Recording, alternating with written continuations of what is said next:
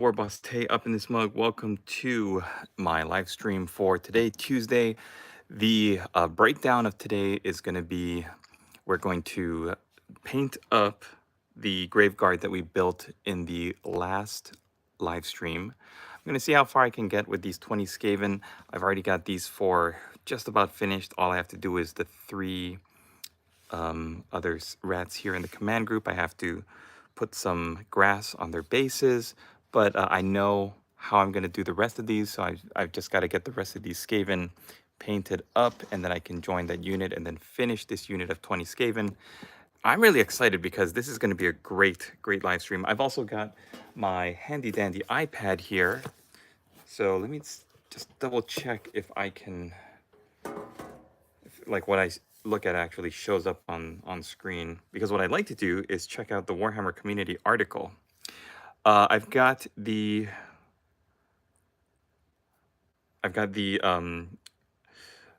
super chats and super stickers enabled, and according to the poll that we've had on YouTube since yesterday, out of the 4, hey Jamjar, welcome my friend, welcome. Out of the 4 possible things to unbox in my collection, the Bretonnian Grail Reliquae has been voted on by my YouTube viewers. So that's what we're going to be digging into. Lots of content today. Like I said, we're going to be painting up this grave guard. We're going to be trying to finish up these Skaven and unboxing and looking at the Bretonnian Grail Reliquae. So my phone has been a little wonky, and the camera's been a little bit weird lately. So some things are in focus, some things aren't. I'm gonna see if I can adjust the camera zoom. Yeah, baby, Island of Blood. I might even do some high elves, some bannermen. Here's my bannerman for the Skaven, my banner rat. Yeah, actually the focus looks a lot better on my camera today than it was the last time I tried the live stream. So let's see how long this lasts. I'm really pleased with my highlights and everything that I was able to get done. These Skaven are just fantastic, and the more I paint them, the more I remember how much I enjoy painting them. They are some of the most fun models that I've ever painted, and coming from painting like orcs and goblins and things that just I really love and enjoy painting, these Skaven are truly a joy. So I'm going to be trying to get them up to this standard, and then my goal is to knock them out and keep painting up Skaven. I've got 200 of them in bags and on sprues up there that I would like to build up, paint up as quick as possible. And then I would like to get them sold on the eBay and bring in some cash flow. Robert Miyazaki says cash flow.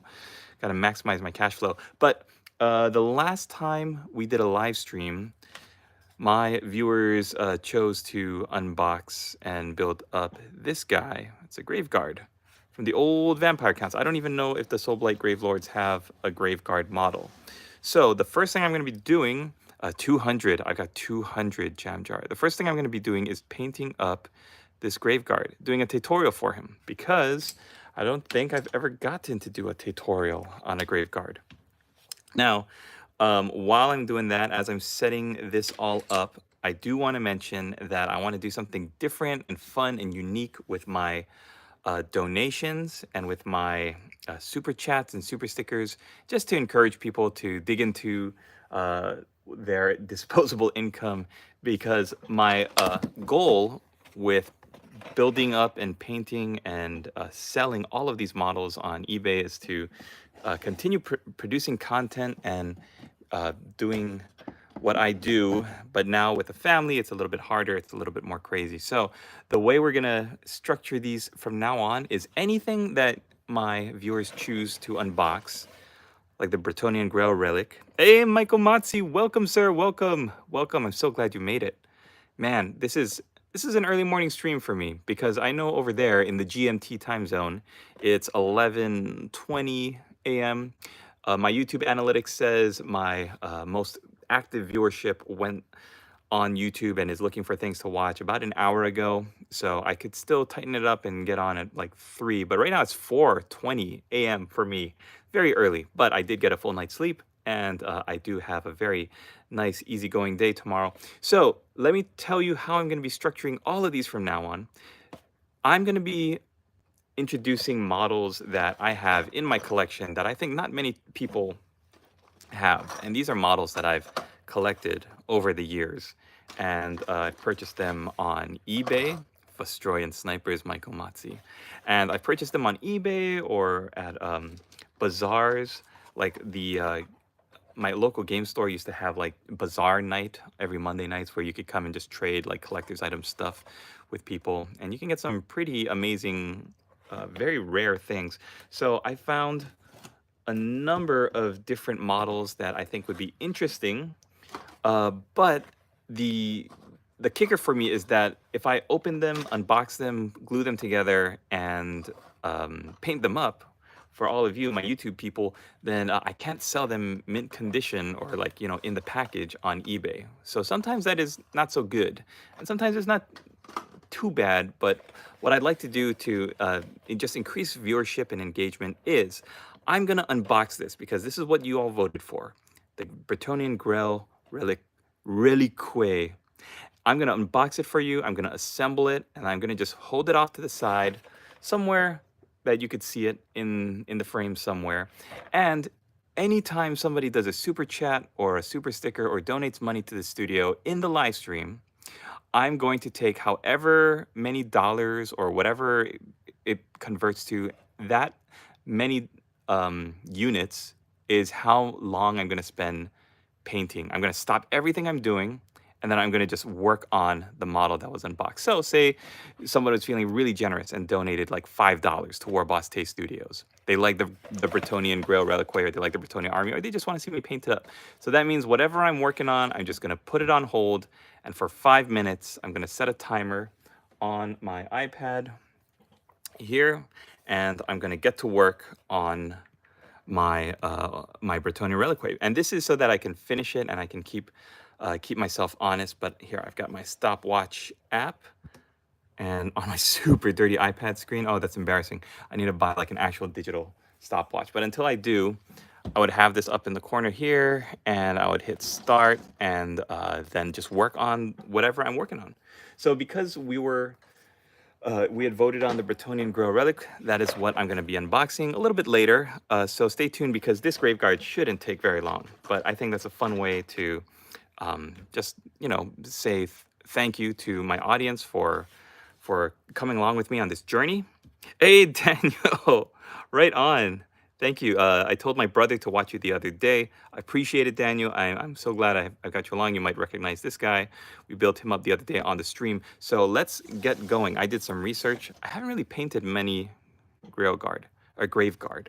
So I'm going to be working on him right now, and we're going to see if we can knock him out in 10 minutes.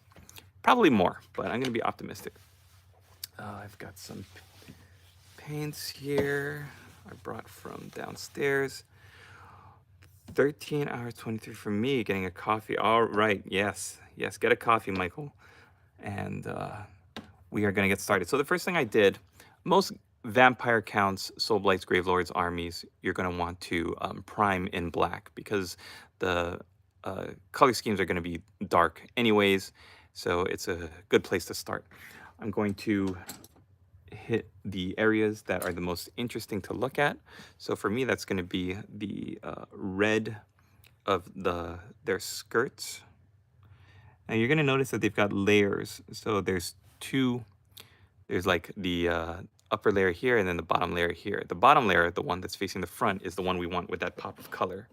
So that's going to be a Mephiston red. I think this is fun. I was thinking about evolving my channel the other day, and there's a lot I've got going on in my life, and there's a lot that I want to do with the hobby. The hobby is progressing so quickly in the amount of miniatures that Games Workshop and other companies are producing. I just took a look on Etsy. Perry had posted up some really nice looking miniatures, and there are some really amazing looking things out there. I'm still on holiday. Apparently everyone is back at school now. Not sure, Daniel.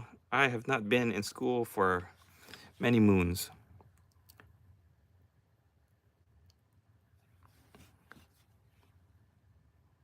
But basically, I would like to keep doing what I'm doing, and I just am not able to do it with the fledgling empire I'm building with my family. So that's why I'm going to be using some things that you can find the link down below in the description for.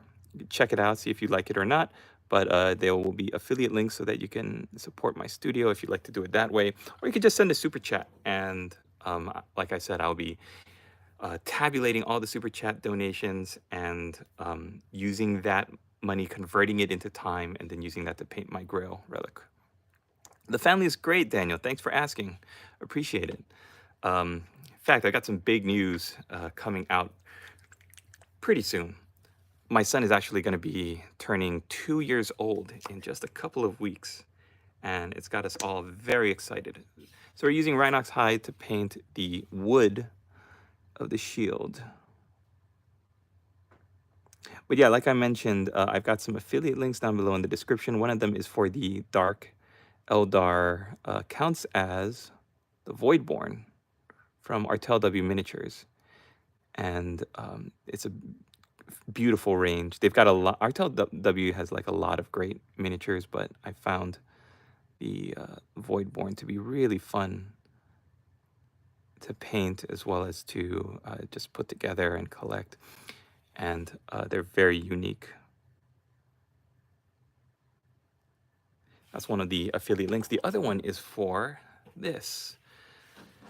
Scale Color, Scale 75, or I guess they just called Scale Color now. Metal and Alchemy set for their gold. Necro Gold is one of my favorite golds. Happy birthday to the sun. Thank you, Daniel. Yeah, we're the lady boss is actually feeling a little bit under the weather, and my son also just got a little bit of a cold. So we're gonna keep him. Actually going to use just the back of this transfer paper as a wet pad that I don't think I brought it down. But he's got a little bit of a stuffy nose, so we're gonna be monitoring him, make sure that he doesn't get too congested, because the last time my son got sick, it laid him out for a while, and then my wife got sick. Yeah. Look how beautiful this Necro Gold is. So I had mentioned in some other videos that I had talked about using this for the vampires. And it really is perfectly suited for any kind of undead or evil. Like, I could see dark elves using this. Chaos, definitely. The trick with most kinds of this old gold, dark gold color is you really want to use it sparingly. The more you use it, the less effective it'll become. So I'm really going to look for the areas on the model that I can make the metal pop out.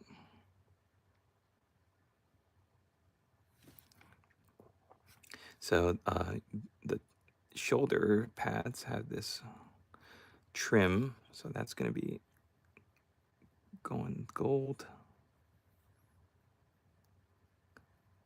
Yeah, thanks again, Daniel, for suggesting me to your brother. Like, really, that's the way YouTube content creators grow.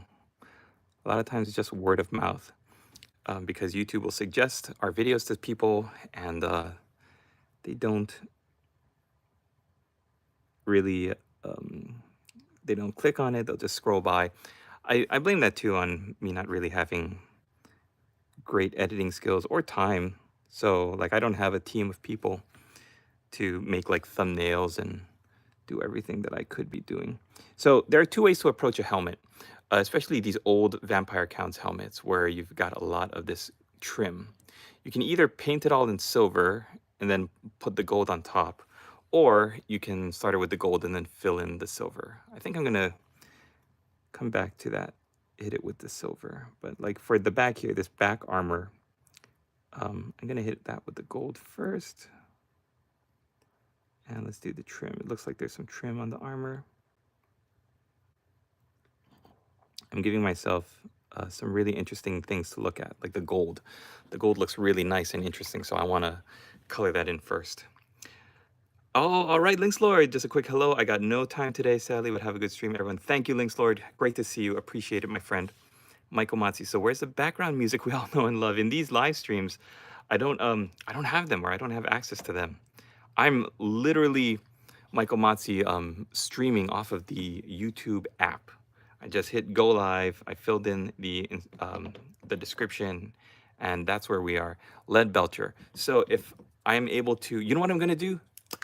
I just realized what I'm gonna do.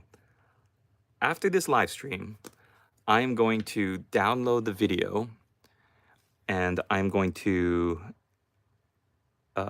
cut out all of this rambling, and you're gonna have the tutorial, and I'm gonna do a voiceover so you could just chill and watch the tutorial and not have to try to keep up with everything that's happening on the in the chat or anything like that, because I'm gonna be rambling quite a bit, I think, in order to keep my focus. I've noticed that I do that sometimes now as an older hobbyist. As I get into my autumnal years, I find that I'm not able to focus as much, and I think I think all of you with offspring and progeny out there might be able to chime in on this. I think it's because when you have children, you find yourself like jumping your focus, like jumping around more. Like before, I could just sit and just block out the entire world and just paint. And now I got to keep my ear open, because at any minute my son might start screaming. He's having a bad dream. He can't get back to sleep. My wife, my lady boss, is like calling for me, and I find myself not able to enjoy the things I used to the same extent, which is a bummer. But you know what? It is what it is. And that just means to me that when I do get to sit down and paint like this, and I get to hang out with you guys and talk and chill, then it makes it all the more enjoyable. So I am going to, like I said, do the silver. Oh, I put way too much on my brush, but that's okay. I'll just wipe it away. And then I'm just going to work around the gold trim in just a second. We're going to hit the back here with the silver. I literally primed this thing in my garage like a minute before I started filming. I was like, oh, I didn't get to it, and stream's about to start. So yeah, that's another reason why we started late tonight. I wanted to start 2 hours earlier at 9 a.m. GMT, and it just wasn't able to happen. Daniel, do you get paid for this job? If so, how much do you make? No, I do not get paid to paint miniatures. I wish I did. I would love to. I think the closest thing that would bring me joy would be if Games Workshop chose to use me to paint some of their pre-release stuff, but that hasn't been offered yet. And I think, for those of you who follow me for a while, this is a conspiracy theory I've often floated. I think it's because I did not really give them high marks for a lot of their fine cast miniatures. But I don't know. I mean, like, if you're, I don't know if I believe that too. I'm probably just too small of a presence on YouTube or Twitter. I see a lot of people like posting their pre-release miniatures on Twitter, and it's like, oh, they got the new cities of Sigmar. Games Workshop hasn't even reached out to me yet. In fact, I'm the one that's reached out to Games Workshop. A couple times I emailed them. I was like, hey man, what's a guy got to do to get some pre-release miniatures? I've been in this game for decades. Rackard flesh for all the bone. Now, the good thing about Graveguard, or one of the good things, one of the many things, is that there is not too much bone to cover. So you've got the hands, a little bit of the arms, the face, or the skull rather. Yeah, there's not as much as like in a skeleton, at least in the old vampire count skeleton. These new death rattle skeletons are more covered up. In fact, the new death rattle skeletons are, I think, a lot like these old Graveguard with the amount of cloth covering them. Daniel, I feel like if you try hard enough and make long form videos, then you could possibly get paid for it. That would be nice.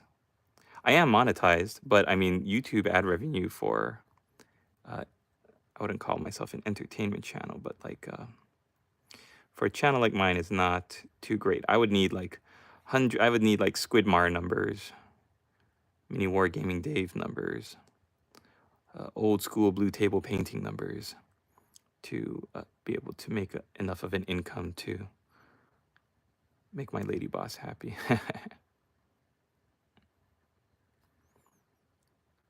Yeah, like literally, you don't even have to paint in the entire skull. I'm just looking at the face right now. The paint's going on a little bit thick, so I'm gonna see if I can dilute that, spread that out a bit. All right. Michael Matzi, I try to maximize my hobby time before my second sunrise. Oh, in January I have to cut back on the hobby, so I need to finish the guard ASAP. Plan to start a Seraph, a Lizardman army. Yeah. The new models look great. Very intimidating though. Okay, I've got a little bit more silver to paint for there's some chainmail at the front. Oh, congratulations, Michael Matzi. You're gonna have a second little one running around. It's beautiful.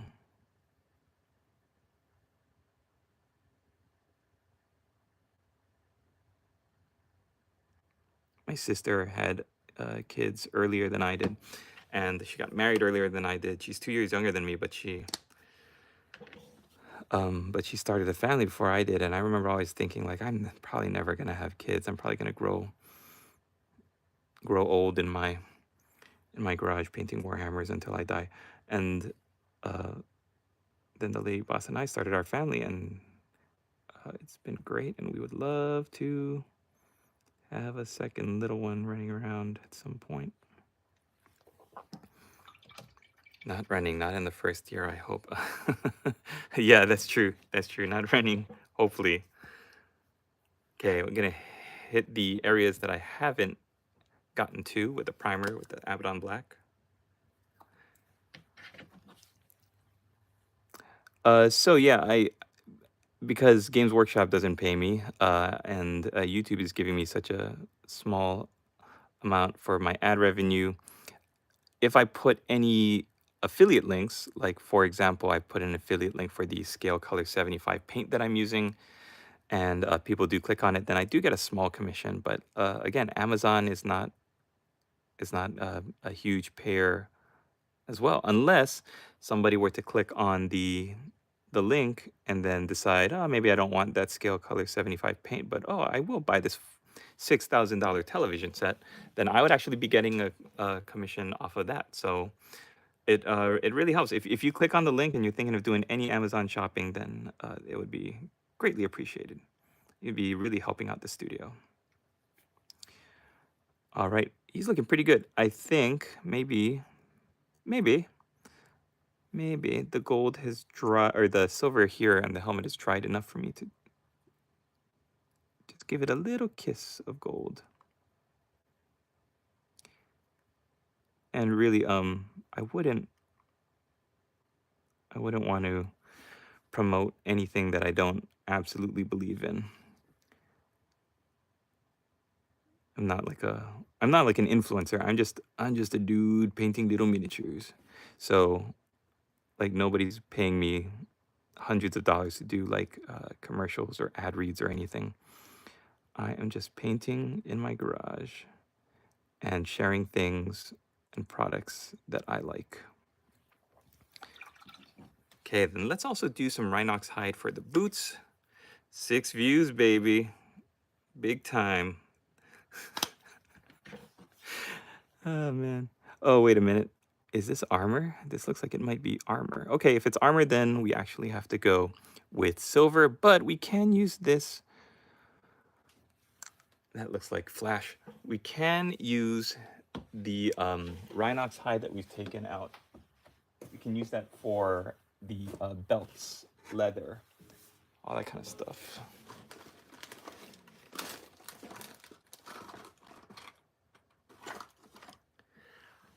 I've mentioned this before. I have like one hobby knife now because my son loves to grab everything that he sees me working with.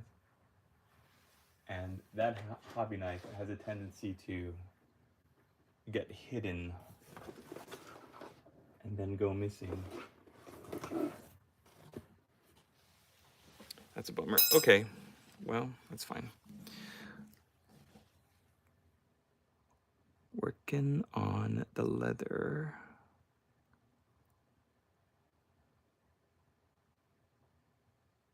So straps, belts.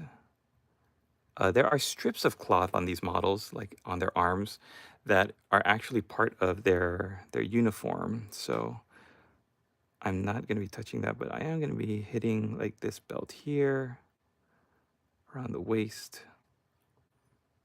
and that you can't really see it from the front. So looking good. Silver for the feet. But yeah, like I mentioned, I really like Scale Colors Metal and Alchemy set. Ooh, that's really watery. And their gold, especially Necro Gold. There's nothing like it for evil figures. Games Workshop's golds are very hit or miss. Their Retributor armor is actually really good. Their Balthazar gold is really good, but they can't create an old gold like an evil gold like Scale Color can. So I really think that it's a good product to have, even if you don't buy the entire Metal and Alchemy set. Some of the other paints can be substituted, like their Dwarven Gold or their Viking Gold can be switched out with Balthazar Gold, but their Necro Gold is really second to none. What's the most views you've ever had at the same time? Really, on a live stream? Maybe like 7 or 8, not that many. But like you said, it's just a matter of consistency. So now that I've gotten these base colors down, I'm going to let my Graveguard just hang out for a bit. And we're going to move on to unboxing the Grail Reliquae. And like I mentioned before, if you do feel the inclination, I'm gonna have to keep mentioning, I hate that I have to keep talking about it, but people are gonna pop in and out. So if you've heard this before, just bear with me, thank you. If you do feel like donating to the studio and you send me a super chat, I'm gonna actually keep a track of it on the board here so that I know how many dollars or pounds or whatever you donate. And then that I'm gonna convert into minutes that I work on painting the Grail relic. Right now, I'm gonna just unbox it. We're gonna look at it together because I haven't actually seen this model in its raw, naked form. We're gonna hang out and check it out together. I'm gonna build it up using some super glue activator and some super glue, so it's gonna get together really quick. And then after that, I'm gonna prime it. Oh man, I just realized I'm gonna have to prime it. That shouldn't take too long. And then once the super chat, oh, thank you, Michael Motzi, $2.49. Next coffee is on me. How is Sir Felix? Sir Felix is the is your Heroes of Hobbyton miniature, isn't that right? I gotta write that down. $2.49. Where's my dry erase pen? The Heroes of Hobbyton miniatures are coming along really nicely. I'm super proud with how many are the ones that I've chosen and the paint jobs that we've got for them. Everybody's slightly different. Nobody is too similar to anybody else's color schemes, so it really is such a great project. All right, thank you, Michael Matzi, for 2. Let's just round it up to 3. All right, 3 minutes on the clock. Got around to doing the freehand yet? No, but I don't know if you've seen, I did a video for Darth Torlin's one. I've actually been working on doing freehand for that part of the shield where the lion is going to be rearing up. I was actually looking at doing transfers. It's like, I don't know if I can freehand it, and I don't know if my ability is good enough, but I'm going to try it. I'm going to try it. I'm going to do it just for you, buddy. Look at all this. Look at all this metal. I have never seen this before. I think I purchased this for 45 bucks back in Hawaii.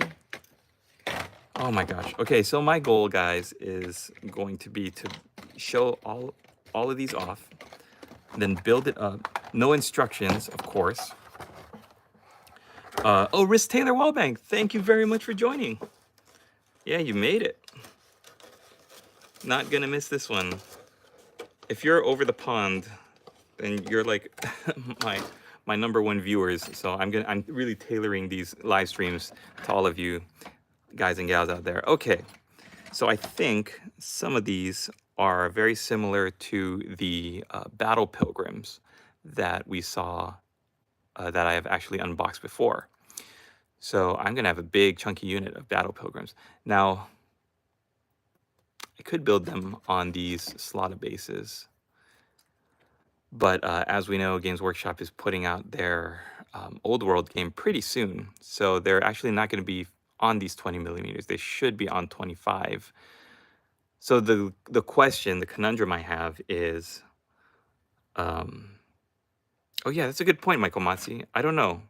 I've never had enough donations during a YouTube live to do to see if to look for that tool.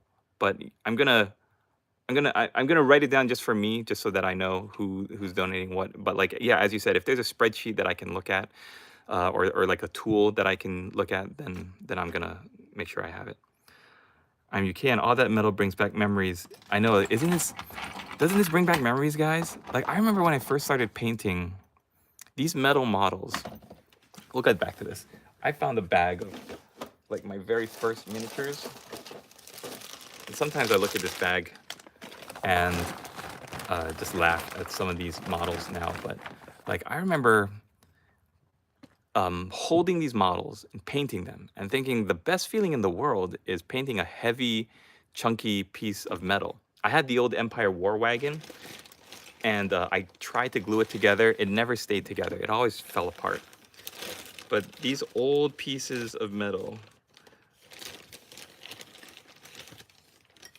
like this orc arrow boy, I just remember feeling the weight of it. Like, now you hold a plastic or a resin figure, and it almost feels like you're painting a toy.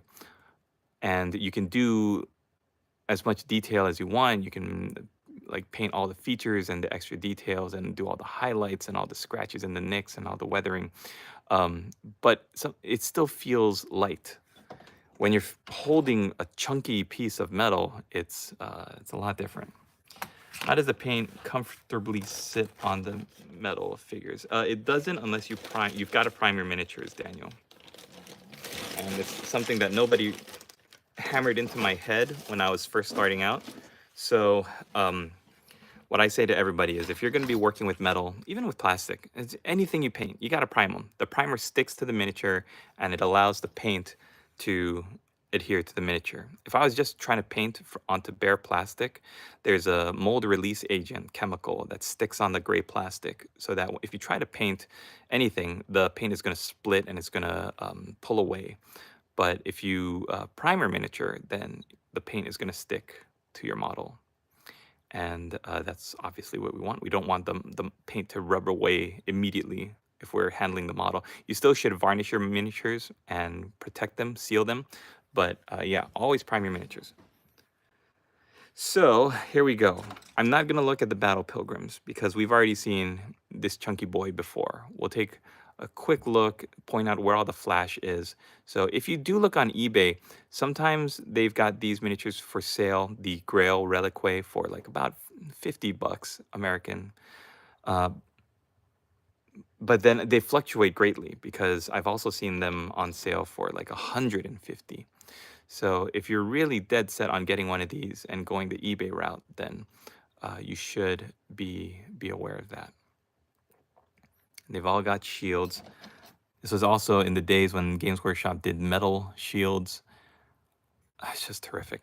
And somebody taught me the last time I did a video on Battle Pilgrims, they're not allowed to use the shields like a knight would. So that's why the sheets, the strips of cloth are like hanging down this way rather than this way. They look upside down if you were to use them like a regular shield. So I'm going to try to split up any Battle Pilgrims I find. And I like that he's got like a little grail strapped to his waist. Anyone like, oh, look at this. This is the knight, the corpse of the questing knight that's sitting on the horse, rotted away to almost nothing. Beautiful. The if you don't know, the fluff and the lore behind a Bretonnian Grail Reliquae is that it's a bunch of peasants, battle pilgrims, who have followed around a questing knight.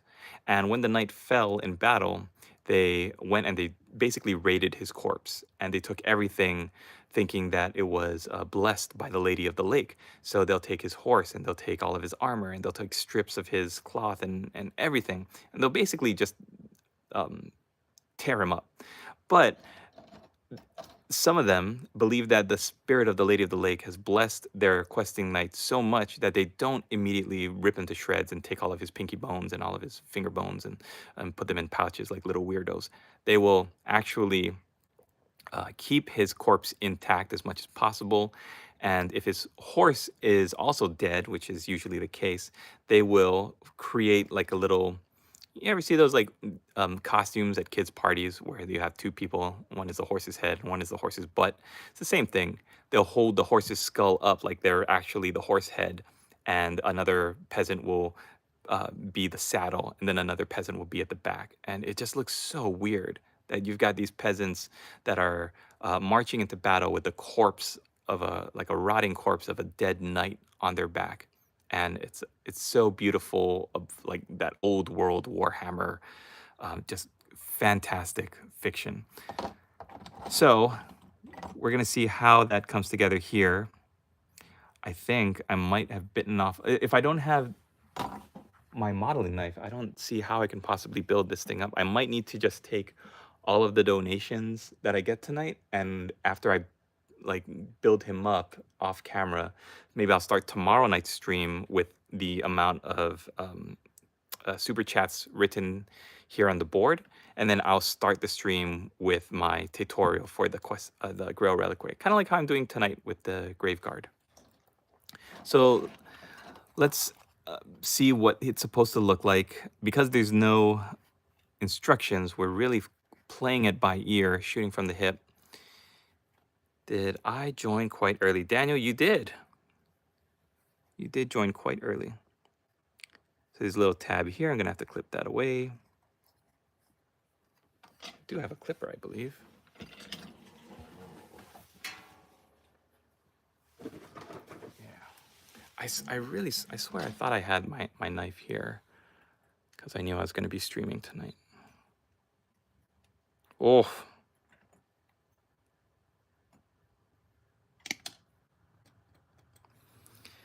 There we go. So that would glue there. I'm not even sure how it's going to go, but it's only got to go one way. So, all right. So my conundrum is, do I put these Battle Pilgrims on the 20 millimeters that came with the box, or do I put them on 25 millimeters? What do you think I should do, guys? Michael Matzi, yes, I bet the lion is hard to freehand. Try not to do a decal. I would prefer if you do a freehand style, feel comfortable with. Yeah, I've been looking at ways to paint freehand, clean up the edges, and then highlight the freehand so it looks cleaner. If you just do freehand, like freehand style, then you don't clean it up. It looks pretty sloppy. if you clean up the edges and you fill in the lines by painting what's supposed to be underneath the design, you kind of clean it up, then it makes it look a little bit better. And when you start to add highlighting to the actual freehand design, that's what really elevates it from the look of a toy to something more serious. 25 millimeter, as then they can go straight in the army for the old world. You don't have to change it again later. That's exactly what I was thinking. That's exactly what I was thinking. Okay, so I will do that as well. Looks like, okay, if there's gonna be 8, let's try and separate what is what. Why? What the? Y'all. What the? Why is this in my box? Did this orc go through a time warp? I swear I've never opened this box. Why would a dead orc be in my Grail Reliquae box? He jumped dimensions. They fired up the CERN machine as they were boxing up my Grail Reliquae. Okay, this is so weird. I'm gonna put him on the side. Okay, yeah, Riz Taylor Wallbank, I agree completely. He believed hard enough that he was a... That's the orky magic. That's the power of orc belief, Michael Masi. That orc believed. He believed he was a Bretonnian. He believed he was a questing knight, and so he was one. Daniel Busby, earlier when you talked about rambling and how I could be a bit boring, I find it entertaining, and it feels like we're connecting more. Okay, thank you. Appreciate that. I always want to make it feel like there are so many clean and polished YouTube channels out there that I want you guys to join my live stream and feel like you're just hanging out. Like I really don't have any I don't have a plan. I don't really have a plan. I'm just figuring it out as I go.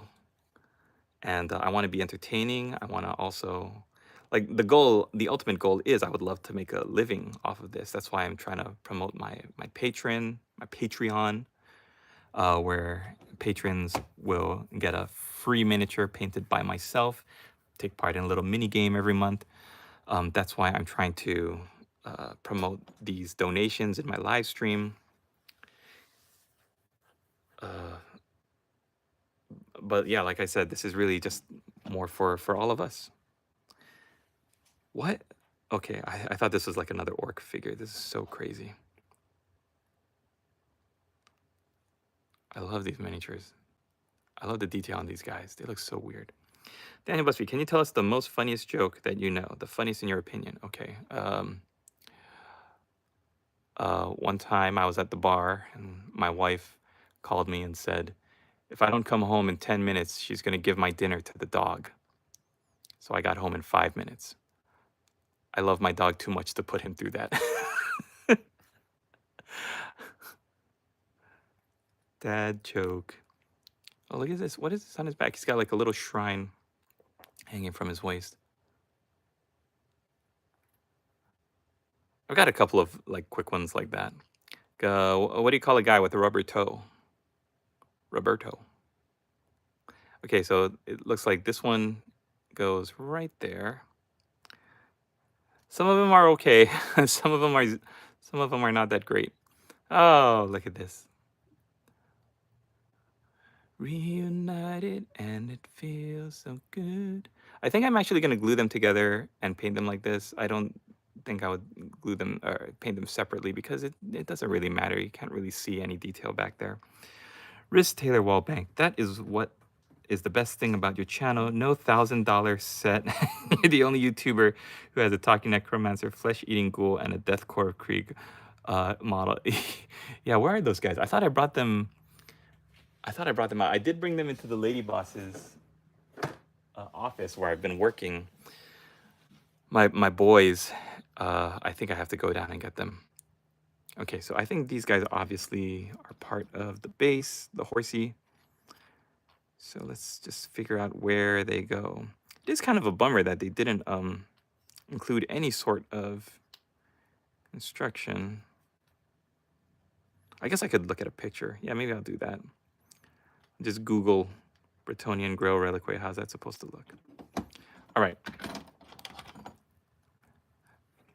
Bruh.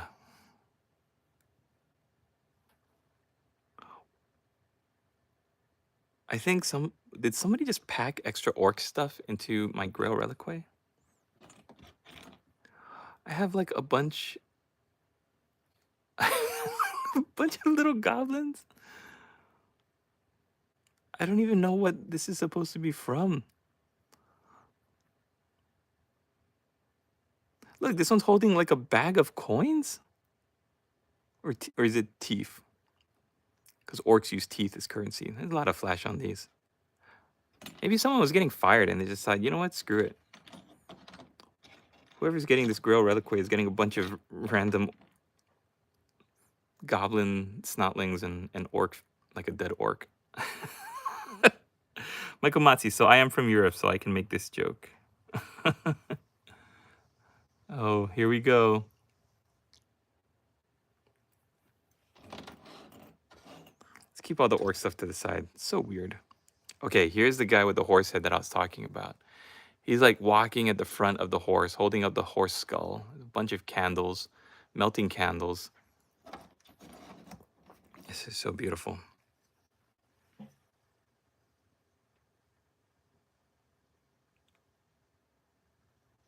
Only one. I think I might have missed the setup to that joke.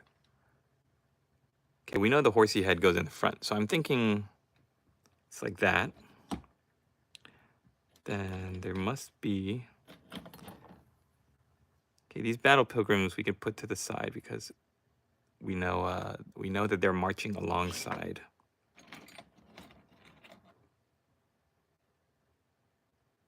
I think this guy's holding the sword. He's probably one of the guys on the base here. Oh, I just realized, if we're gonna do 25 millimeters for the battle pilgrims, I don't have a large base for the Grail Reliquae. I guess that's okay. They could, whoever buys this can rebase it, or should I just rip it off and just paint it separately? Questions. You skipped the joke line in chat. Oh, did I? Let's go up. I don't think I saw it, Michael Matzi. He believed hard enough that he was one. So I am from Europe, so I can make this joke. Only Juan. Did I miss? I must have missed it. Riz Taylor Wallbank, do you have much of a community around to play games of the old world when it releases, and any games in general? I actually am pretty smack dab in the middle of, okay, say here's my house. There's a game store here, like about 4 or 5 miles away. There's a game store like further south, maybe like 8 miles away from that. There's a game store up here, and I'm pretty close to, not close, but I'm pretty central to a bunch of them. And that's where I go to pick up anything that like I want to get on launch day or whatever. So like the Cities of Sigmar box, I actually went to the store that's the closest. And the thing is, I don't have time to actually go and play. Hey, go for it. Welcome. Go for it, painting. Welcome. I have to go. Daniel, have a good day, man. Thanks for hanging out. Thank you for checking in on the stream. Yeah, I don't know, guys. Conundrum, because I do want to put the battle pilgrims on 25 millimeter bases. So this guy is meant to be lined up with the 20 millimeter bases. There's going to be like 3 battle pilgrims on each side. So I think 20, 40, 60. If we bump them up to 25s, then it's going to be 75 millimeters long and 50 millimeters wide. So 50 by 75. Yeah. Okay, I'm gonna make the executive decision. It's a good thing I didn't hit it with the Bob Smith because I don't think I would have been able to do that. I'm gonna save this for, I don't know, something. We'll save the bases. And I might have to just look on Amazon or somewhere to see if I could find a base 50 millimeters by 75, because I do want to make this compatible with the old world. They're making such a huge thing about it. Bretonnia is like front and center. We haven't seen any more Tomb Kings models after that one that they previewed. So let's save this boy for a 50 to 75 millimeter base. Thanks again, Daniel. All right, so we've seen the battle pilgrims. We know that there's 6 in total. So we'll separate the battle pilgrims.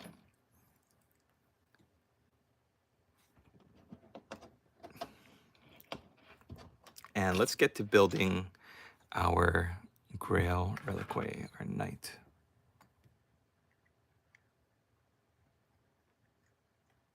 Yeah, we have a pretty good, in fact, on not Reddit, where are they active on? I think on Twitter. Or do they have a Discord? I can't remember where they, like, they're a part of, the different stores have their own Placer County / Nevada group. So I can't remember if it's Twitter or Reddit or Discord, but they're like, they post messages and they're able to, you know, announce when they have events and stuff, which is really cool. Better leave that off.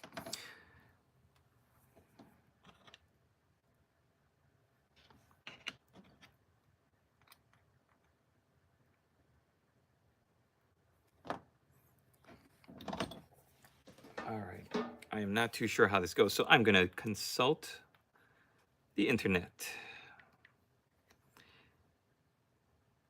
Yeah, not saying that I wouldn't love a $1,000 set. Bretonnian Grail Reliquae.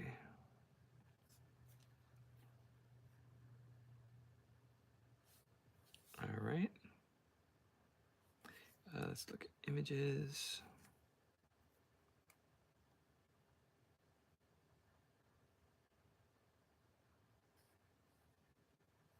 Oh yeah, don't forget to hit the like button. I'm so terrible about mentioning that. Hit the like button before you go, guys.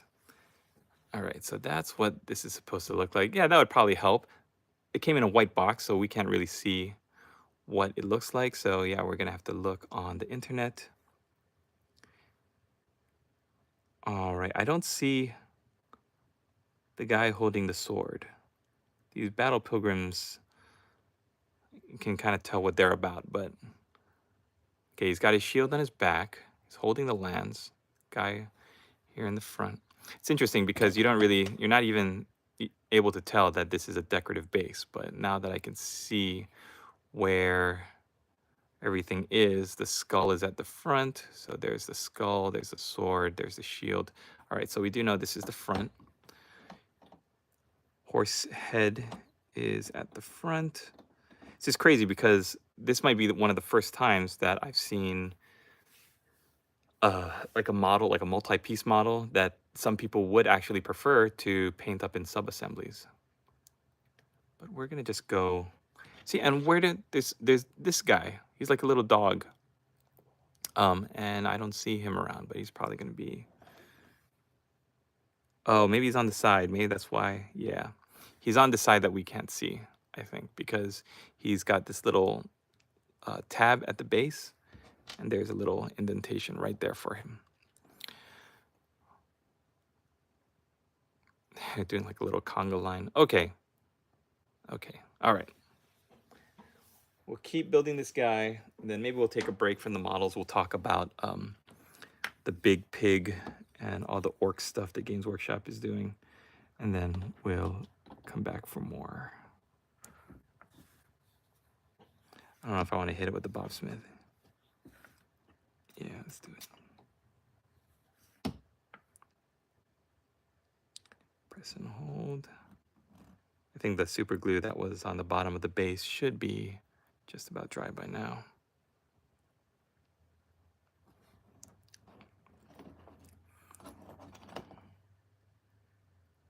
Where's this guy go then? Like back here? He's a weird one, not sure about him. Okay, the guy in the front, then the guy in the back. Let's glue these guys together. It's important when you're using super glue not to use too much. That was always my my problem when I was just getting started in the hobby.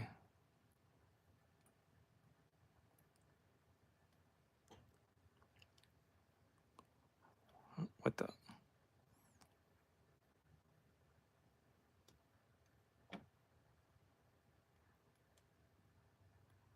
It's weird. I thought it's just like, I thought this fit. I thought we got it.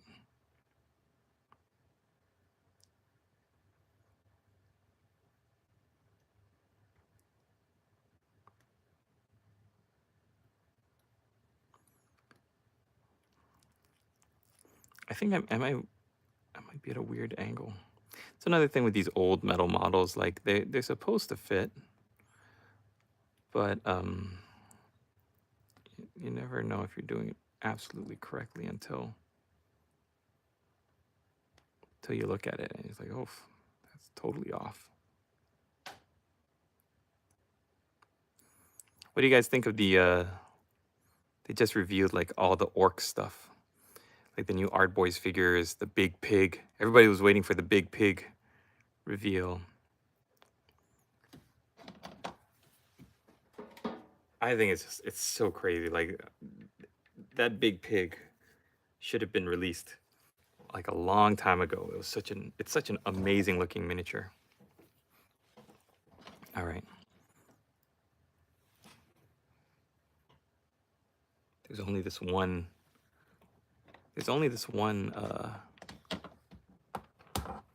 view of this model. Oh, is there a guy in the front?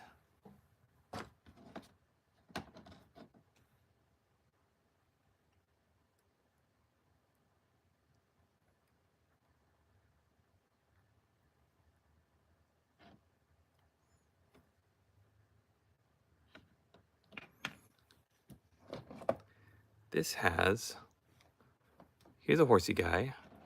Behind the horsey guy is this guy with this hair. Oh, it's this guy.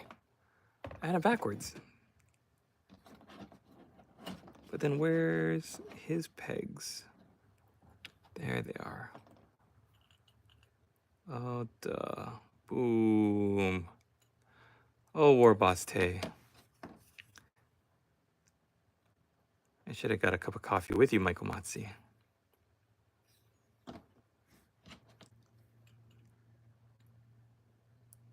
I was just saying, like, yeah, you know, sometimes Games Workshop stuff just doesn't fit, doesn't match up. It's like, well, you gotta glue it correctly.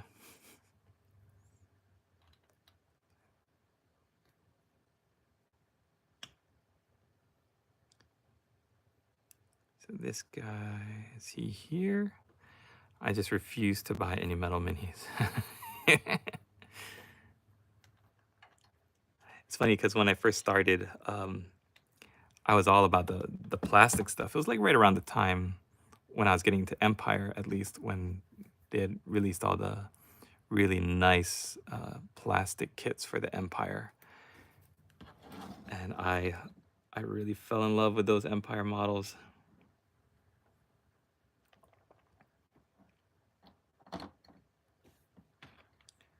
So what is this now? Where does this go?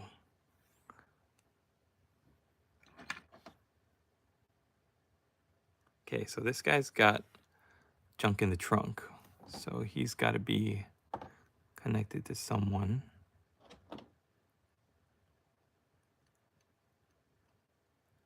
Unless they're connected at the back.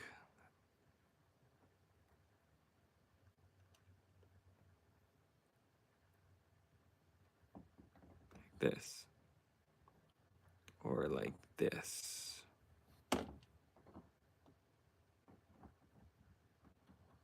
They're walking sideways.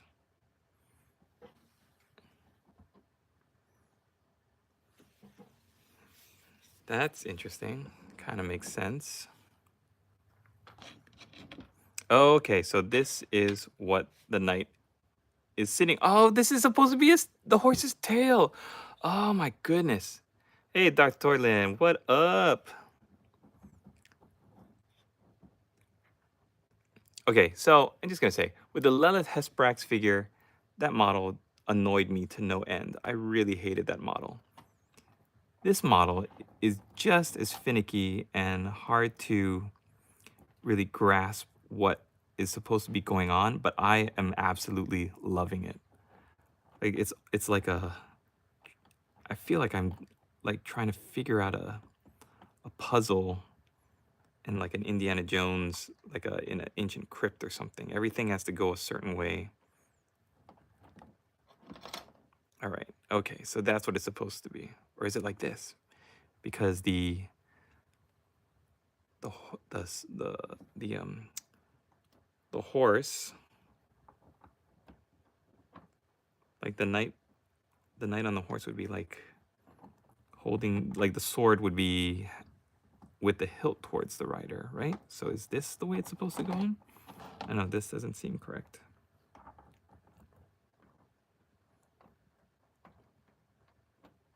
And you can't really tell.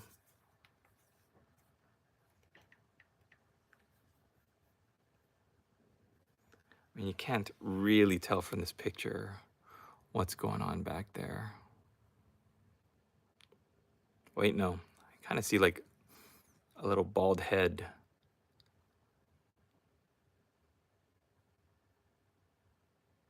I don't know what all that is. Okay. Then that might be something. I feel like I'm at a crime scene investigation. All right, are there any 3 fleur-de-lis? Yes, it is this guy, right? Unless this guy has a 3 fleur-de-lis. Nope. So this, we used deductive reasoning and found clues to figure this out. Fantastic.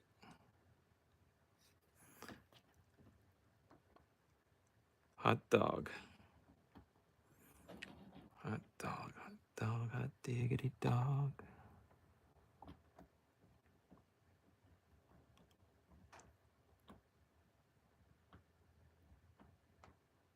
Okay.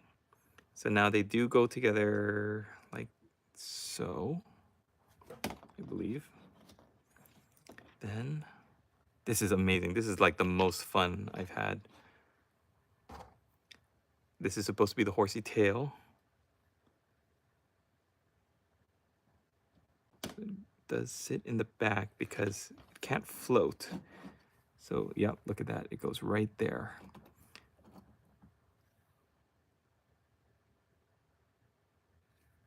Right there and right there.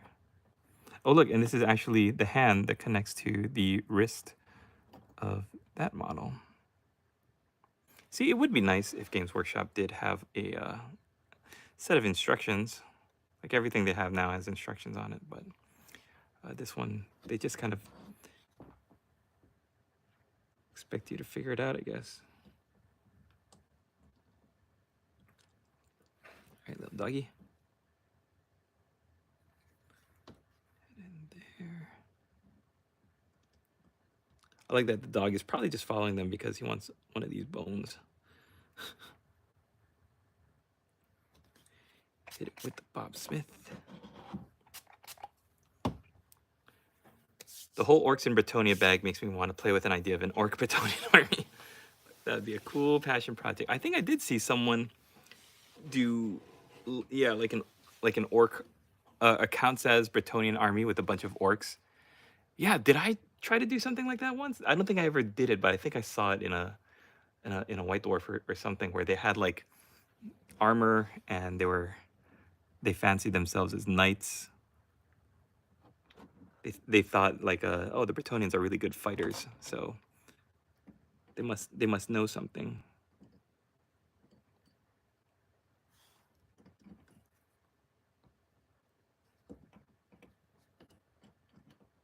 Right. Get the knight on top. This is always tricky. The anytime you have a long model like a lance or a spear, you got to be careful when you have flash at the bottom. And you got to be careful that if you're trying to bend something back into place, that it is you check the angles, like turn it, right? Because it might look straight, but then keep turning it and you realize you turned it too much in one direction. And nobody likes anything that's turned too much in one direction.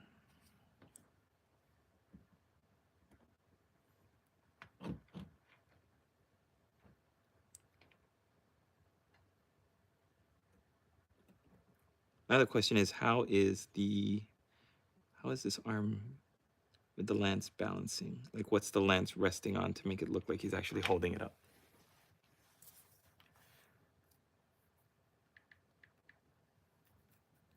Knights of the Bam. It looks like the lance is a little bit bent forward. So it could be leaning against him.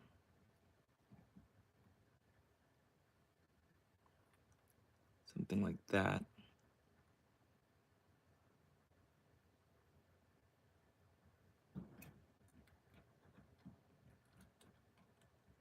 Sometimes you get some clues by the sculpt itself.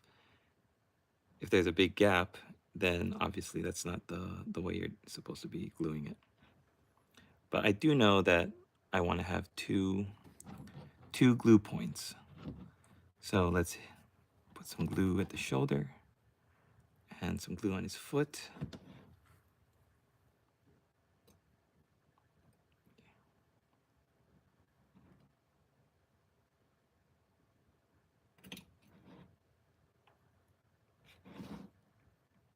I just want to say thanks for joining me, guys.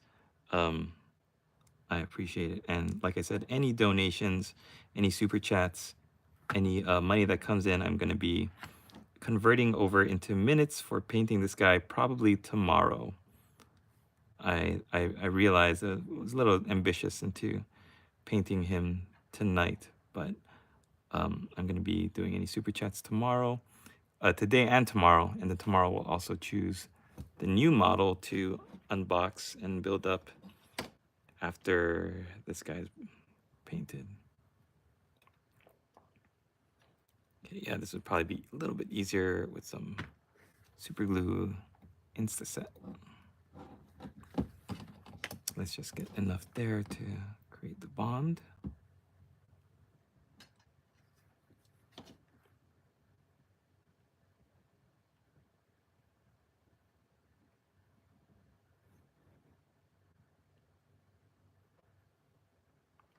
I do feel better, Michael Matsu, about what you said about freehanding that design, because it's I don't have a lot of faith in my freehanding skill.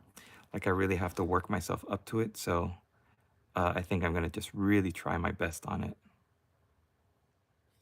All right, gotta get that shield on. It's a little bit of flashing here at the bottom. Needs to be clipped away. In the dark days of the early 2000s, when most people still were working with metal models every once in a while, there was a tip in one White Dwarf that said you could take all of these clippings, like the tabs, if you're gonna put your models that have the tabs but not put them onto slotted bases, you clip away the tabs at the bottoms of your model's feet, clip these off, glue the model directly onto another base, like the 25mm base that I'm going to be doing, and then save these clips. And what you could do is fit them into other bases, especially of like other metal models that are a little unwieldy on top. And what you're doing is you're weighing down that model so that it's not so top heavy. Because if you're just going to glue a very awkward metal model to a plastic base, if it tips any certain way or too much weight gets on one area, then the whole model is going to fall over. But an old trick we used to have was to take tabs off of the bottoms of your models and just super glue them into the bottoms of your bases. Michael Matsu, do you ever pin your models? I used to. They did not come out very well, so I don't do it anymore. My problem was that I would drill a hole into a limb, and okay, now that, you know what, while I'm talking, I'm going to be covering this entire model with Agrax Earthshade. Actually, you know what? For Soulblight Gravelords, for vampire counts, I think it's better to go with known oil. So because I was a little impatient with the pinning, I read somewhere that the way to do it was to pin or drill like into the limb, like the arm, the shoulder, and then drill like a corresponding hole into the body of the model by slipping the pin into the arm and then just finding where it went. But it always came out. It always came out. Anytime I tried to do it, it always came out very awkwardly. I didn't get the angle correct, basically. So when I tried to adjust, or when I tried to glue the model in, like the arms are all like flailing about in weird angles. It's just terrible. I tried it a lot too. I figured, oh, it's just beginner's terrible luck. I just need some practice. I'll just do it again. I never got the hang of it. I never did. But if you can pin, if you understand how to pin, if like you're not a total dum-dum like I am, and you're able to like grasp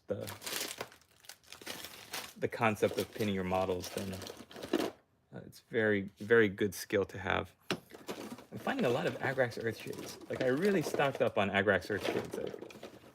I thought I had more known oils. What is going on? It might just have to be an Agrax Earthshade night. Necessity being the mother of invention. Oh, look, I do have some known oil. Boom! I've always found that when you're working with vampire counts, Soulblight Gravelords, these spooky, evil, undead monsters, using known oil as the shade is the most effective. It's the dark, straight black. You don't have a lot of that brown tone underneath that Agrax Earthshade has. Riz Taylor Wellbank, will you be doing a series for City of Sigmar like you did for Empire with all the different city colors? I am thinking about it, yeah. I'm actually trying to figure out what's the best, most effective way to do it. If like with my Empire project, I basically just went down the line alphabetically, but because all of the provinces pretty much had the same troops, like state troops and everything, it was easy to just pick up a Empire like box of state troopers, build them all up, and then go one by one to the different provinces. So I might do the same thing once the Empire, once the Steel Helms box becomes available. You know what I mean? Then I'll have the bodies to do it. Right now, with Cities of Sigmar having that army box is the only way you can get the models. It's not like financially feasible to do it because if I do want to sell this box, then I want to sell it on eBay. Then nobody's gonna want to buy a box with a bunch of different color schemes. So I'm probably going to be either buying them all like Steel Helm single figures, either through like Window Box on eBay, that vendor that I really love using, or I'll just buy a Steel Helm box and do it like I did my Empire project. All right, now that the known oil is on, we just want to make sure that we don't have any pooling, because as anybody who's worked with Games Workshop washes knows, the pooling it's an insidious beast that will ruin your paint job. So just make sure you do want to get that wash into all of the natural shadow areas, but don't let it pool in any one area.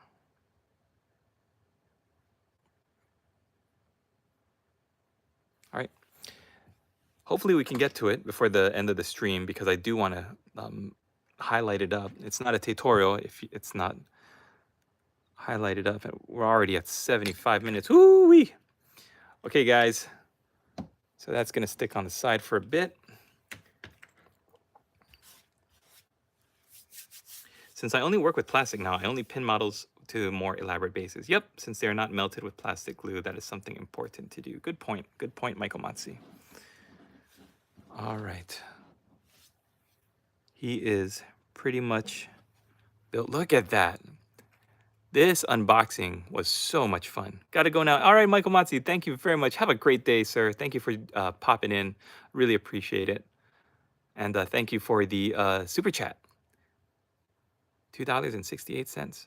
So like I mentioned before, if you're new to the stream, or if you're just tuning in, or you started the stream and you you skipped the beginning to get over to here, I'm going to be painting this guy up. But the way I'm going to be doing it is I'm going to be using the super chats that I get. So after I prime him, I'm going to prime this guy, and I'm probably going to include the Battle Pilgrims in this as well, because they're all the same thing. They're all going to be in the same block that I'm going to be selling on eBay. I'm going to have them off to the side, like you see my Skaven now, in the background, fuzzy, blurry, indistinct, not really a clear picture.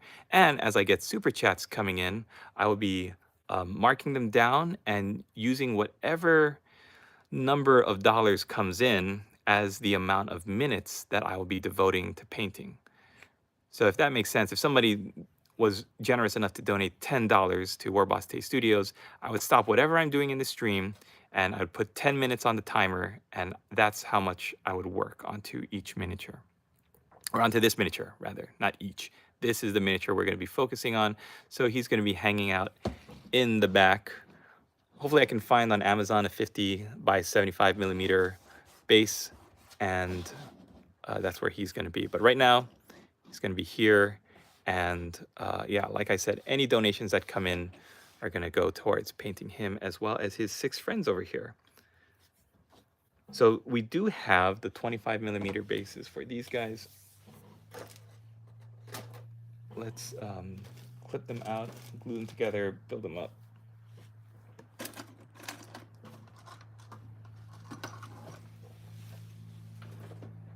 And then we will get back to what else we were doing. Skaven. The whole the whole subject of tonight was to paint up some Skaven. So actually, yeah, you know what? We've already seen what the Battle Pilgrims can are going to look like. So I'm going to move ahead with the stream, and we'll set the Battle Pilgrims aside. I'll glue them on later. We'll keep him there, right at the edge of the line. Taetorial is not made out of the money tree. I know. Don't know it's your camera or mine phone, but this are a bit blurry. Oh, okay. Risk Taylor Wallbank. I've noticed that things right in front of me, if you could check it out, let me know if what I'm holding up to the camera is okay. If this is okay, this is kind of the, it looks like on my phone, as I'm looking at it right now, it looks pretty good. Sometimes I wish I can give my knowledge about stream to this. She's so busy. You may have to turn off autofocus to make it look less blurry. Is this okay? How does this look? If this is blurry, then I'm kind of at a loss, because I'm not sure how to work the autofocus on a YouTube live. It's still a bit blurry. Oh, that's a bummer. Okay. Where would I find the autofocus?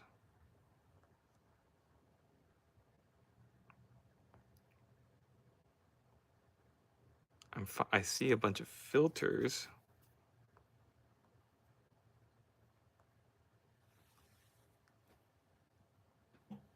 I think I do need to get a new phone. I don't know what. Like, this isn't, yeah, I'm using my phone. This isn't the most ideal setup. I shouldn't be in portrait mode, but I try to film in landscape, and my phone doesn't turn to orient to landscape. So I think it's probably from my son just messing with the phone, and he's dropped it a couple of times. So maybe I do need to take it in. I need a webcam. Yes, I do. The thing is, I don't have a computer out here. I don't have a laptop or a computer. I'm really just working off of my phone. It's a bummer. I hate that it came out blurry. I wonder if I can mess with the settings. You know what? I also did download Streamlabs, so maybe that might help. I'm using, or I got a membership to Streamlabs. It's supposed to be pretty good, and you can really finagle with and mess with the settings. So hopefully stream is still brilliant even with the blur. I appreciate that, Riz.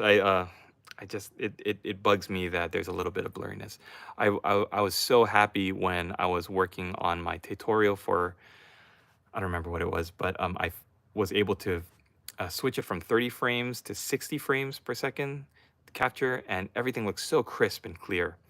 And I really want to replicate that for my live streams. So maybe I do need to just figure out a better way of doing it. They make you pay for stuff that is free. Streamlabs is horrible company. Oh, okay, Darth. I gotta find one that can do mobile though, cause yeah, like I said, I don't have like a computer. Like that's why I don't do OBS, because I can't actually work on anything in front of me. I don't know, maybe I gotta do a Kickstarter or something. GoFundMe. All right, so bummer.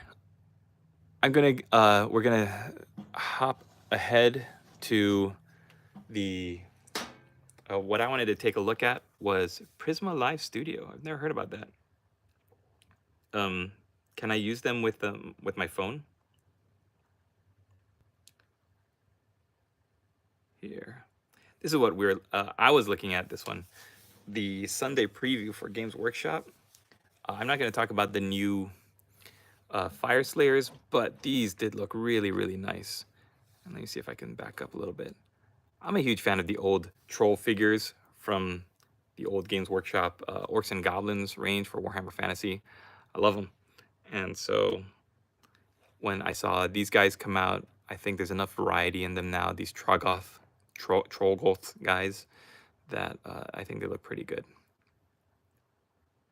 The Rabble Rouser that came in with the Dawn Bringers or Dawn whatever.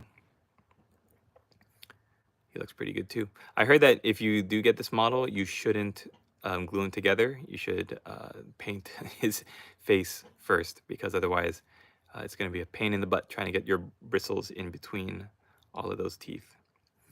You got some Bad Moon dice. And then the Big Pig.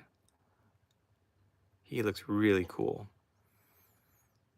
I love the gradual colorization in the yellow. It's hard to do yellow.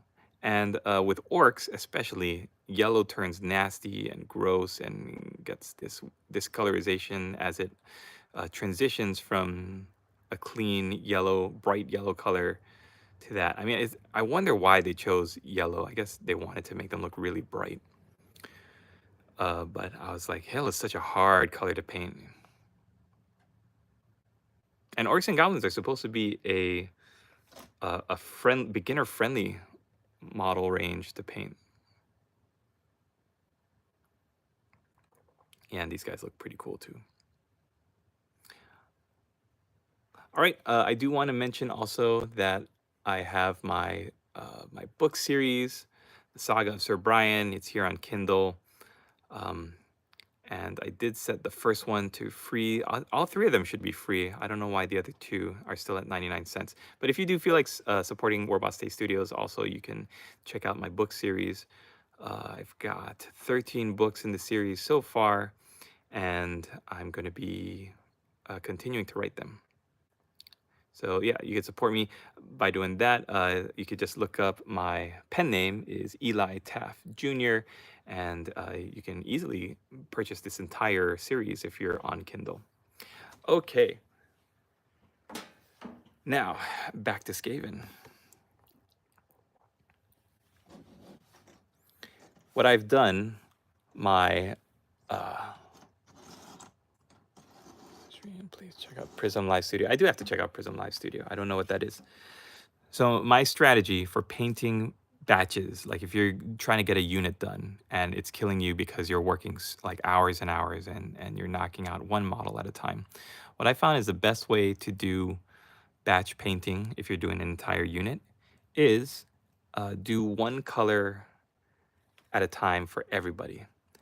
And when I start, I always do the command unit first. I want to have the banner finished and the banner bearer like ready to go. So while I'm working, we're gonna bring everybody to this standard. Black rim bases, gray, brown rubble, and everybody highlighted looking nice and clean. This is what we want for our Skaven. I'm gonna check out that one, Taetorial, because yeah, Streamlabs is not. It's not making me happy. I've actually not even been able to connect my YouTube to my Streamlabs because it says it's reached its API limit, whatever that means. All right, we'll keep Sir Bones here in the back. And let's see how our Graveguard is doing. That known oil is still a little bit shiny, so we're gonna let him rest a little bit longer. No pooling though, so that's good. All right.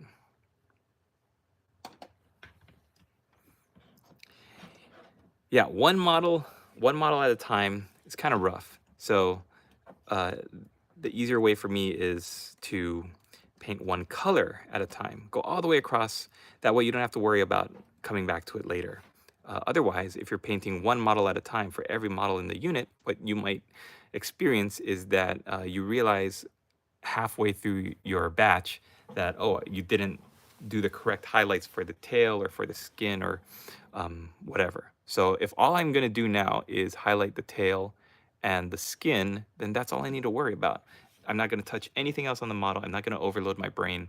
One color at a time. And the color for the skin, after I've shaded the miniature, is gonna be Bugman's Glow.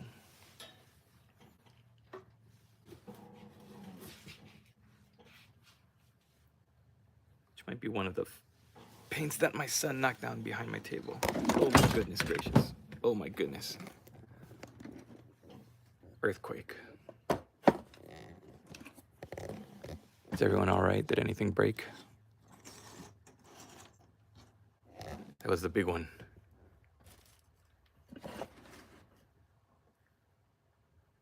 Got to get some better weights here.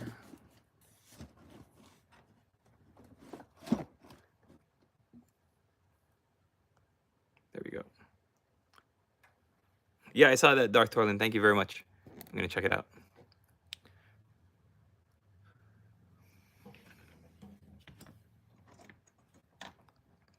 Okay, so yeah, paint one color at a time, and then just put everyone in ranks as you go. So because of the funky autofocus on my camera, I'm going to just show off what I'm going to be doing, and then we're going to go one at a time so we're not overloading the autofocus on our camera. So I've got 4 that are done just about. I just have to glue the grass onto these bases, but eventually this is what I want to do. So for the rest of my stream, pretty much, I'm going to be finishing my Graveguard tutorial. It's going to sneak into these Skaven, and I'm going to be working to get the rest of my 20 Skaven up to this standard. And like I said, I love painting Skaven. Skaven are so much fun. So we're going to be... Oh man, Michael Matzi, I forgot before he left. I forgot to do the reading of the Imperial Infantryman's Primer. I've tried to make this a tradition every stream, but that's okay. You guys are here now, so I'll tell them about it. You can have a good laugh about it later. All right, what are we doing? What are we doing? General introduction. Let's do rules and regulations. It's always good to know what happens if you disrespect an officer. Any soldier who behaves himself with disrespect in word or action to an officer or anyone of higher rank will be shot. Oh. Failure to salute an officer. Any soldier who fails to salute a passing officer or anyone of higher rank shall be flogged.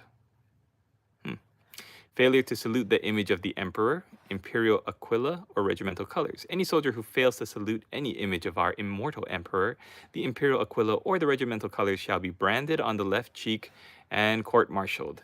Sheesh. Striking an officer. Any soldier who on any pretense whatsoever strikes a superior officer or draws a weapon or offers any violence against him will be shot. Wow. It's good to know. If you're going to join the Imperial Guard, They're very strict. Okay, so did I grab my Bugman's Glow? No, I don't have it yet.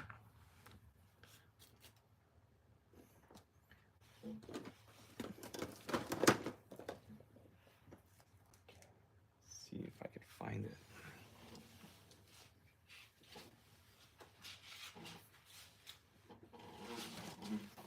Okay, 1 second, guys. I'm gonna just dip down behind my table here, see if I can find a pot of Bugman's Glow that my son knocked over.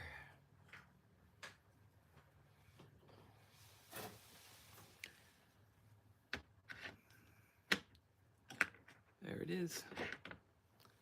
Boop. Sounds like a Russian army manual. Yeah, there's a lot of humor in it. It's so ridiculous. Yeah, Imperial Infantryman's Uplifting Primer. All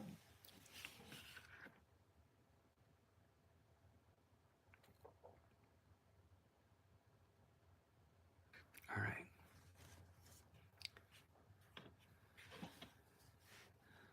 So if you're working on anything, if you're hanging out and you're working on something, let me know what you're working on. It's always good to get painting with other people.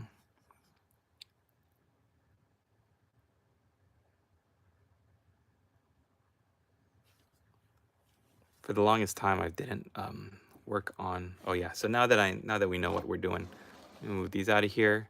I'll keep him there because I got to remind myself to paint him. As we get more and more super chats in. Hopefully the autofocus doesn't kill me on this guy. Let's zoom in a little bit so that you see him a little bit better.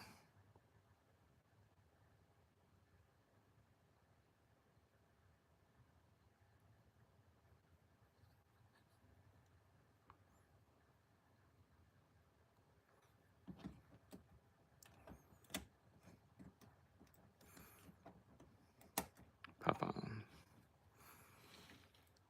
Not painting here, but working on my website and thinking about what to do for my December streams on Twitch. I like your schedule, Taetorial. I really like how you've organized your schedule. I tried to make one that I think is broad enough that you know, I organized it by forces rather than specific armies. So like I've got like forces of order, forces of chaos, Xenos, so that means that I could do like an orcs, a night of streaming about orcs, or I could do Dark Eldar, Tyranids, or whatever. I think that might work for me.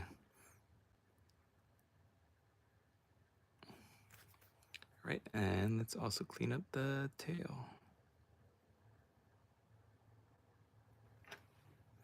Chris Taylor Wellbank working on Storm Vermin for eBay. Yeah, planning on how I'm gonna paint all 38 warbands for Underworlds. Whew, 46 total. 8 are painted. Underworlds is the bigger one, right? Oh no, Warcry is the bigger one. Underworld is the smaller figures. Is that correct? I don't remember which one it was that has like the Nurgle, the really fantastic Nurgle warband. It's just like 3 or 4 figures, but I really, really like that one. Worm spat or something, worm something. Really beautiful models.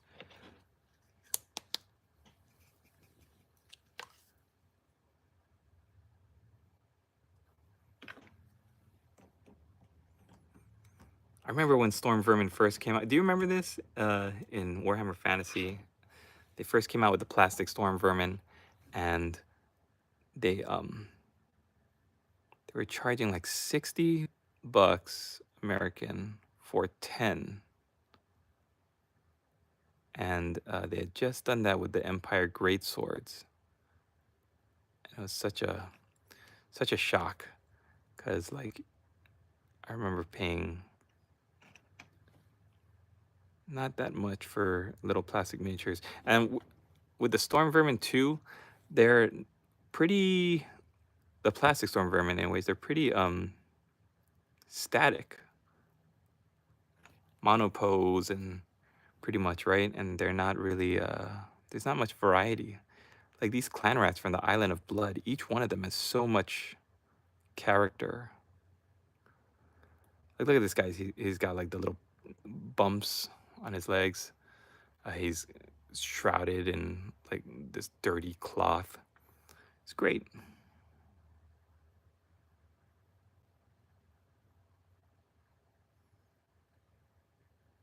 Is this one of the ones with like a little, there's like some of these guys have a second rat on the base. Yeah, look, this guy's got a little rat friend hanging out with him. So we gotta get his tail as well.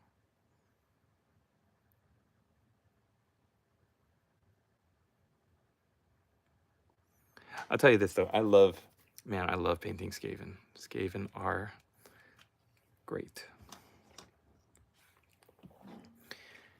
So for this step, all I'm doing is tails, hands, and snouts in Bugman's Glow.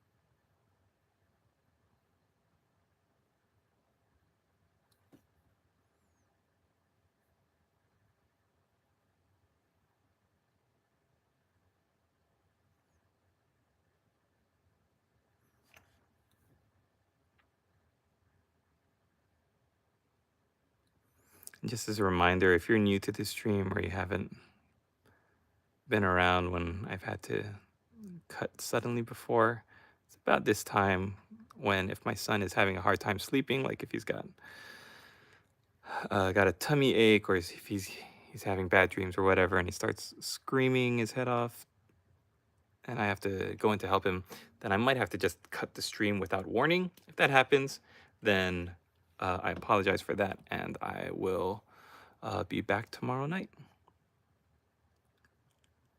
I can't believe we built that Grail Reliquae together. Such a awesome model.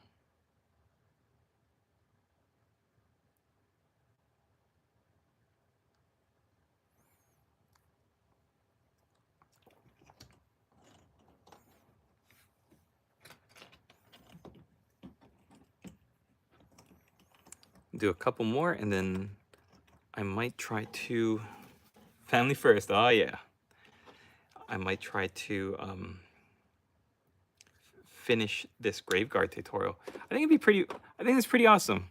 This might be my new format for hanging out with you guys and just live streaming in general. I might try to knock out like a quick tutorial of whatever we unboxed the night before. And then for the big one, like the Bretonnian Grail Reliquae, we'll keep that one for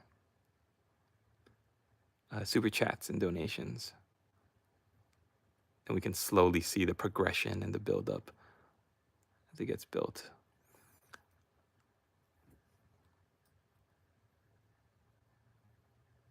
Ooh, it's a hard angle to get into. Right, snout, hands, and tail.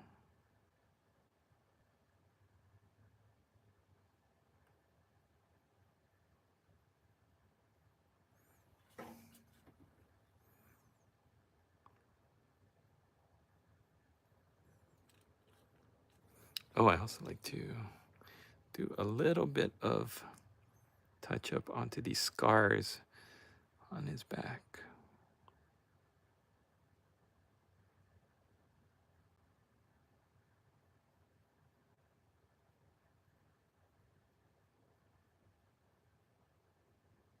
Not too much, just a little bit of a lightning. That's another one in.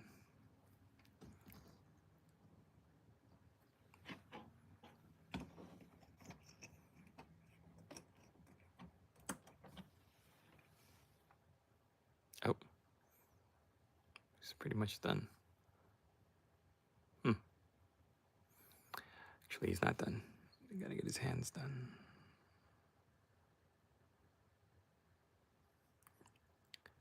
So I had the weirdest dream last night, guys. I've actually been planning, hoping, trying to get these live streams done since Friday.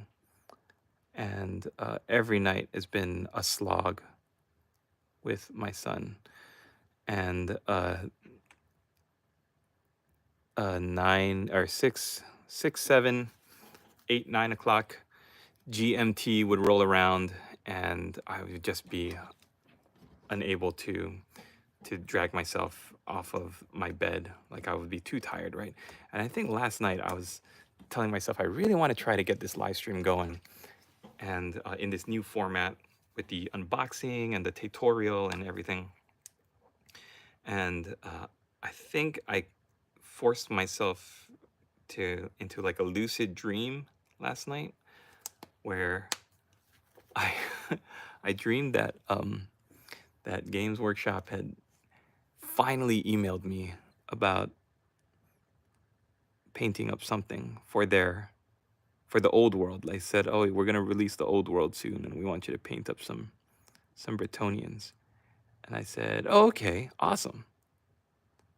I said, "Yeah, that'd be really great. That's actually what I was hoping you would ask me to do." They said, "Okay, but check it out. In order to do that, you have to first make up for the past transgressions against the company." And then I said, "I'm sorry?" They said, "You have to do a video where you apologize for for talking smack about our Finecast endeavor." And I said, "Oh, okay, all right." They said, "And then just to prove your penance, you have to paint 200 Tau fire warriors." And I went, "No!" And I woke up like a cold sweat. I said, "I'll do anything, just don't make me paint Tau." Sheesh.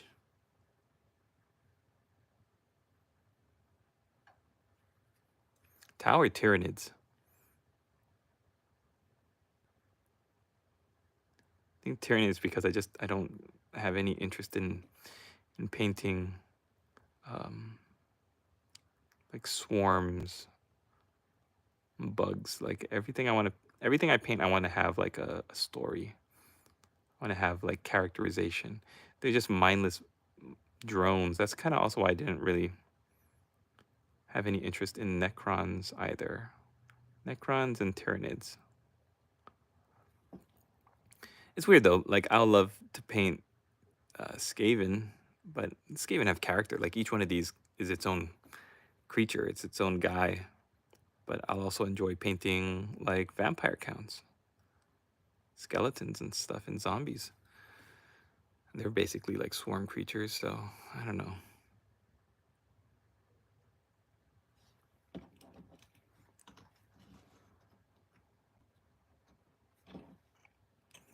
I like how some of these rats have armor.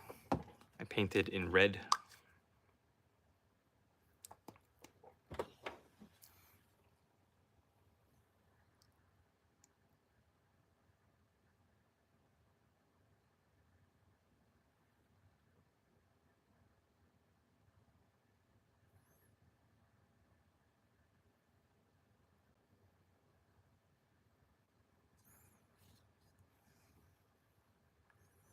Then we'll get the hands.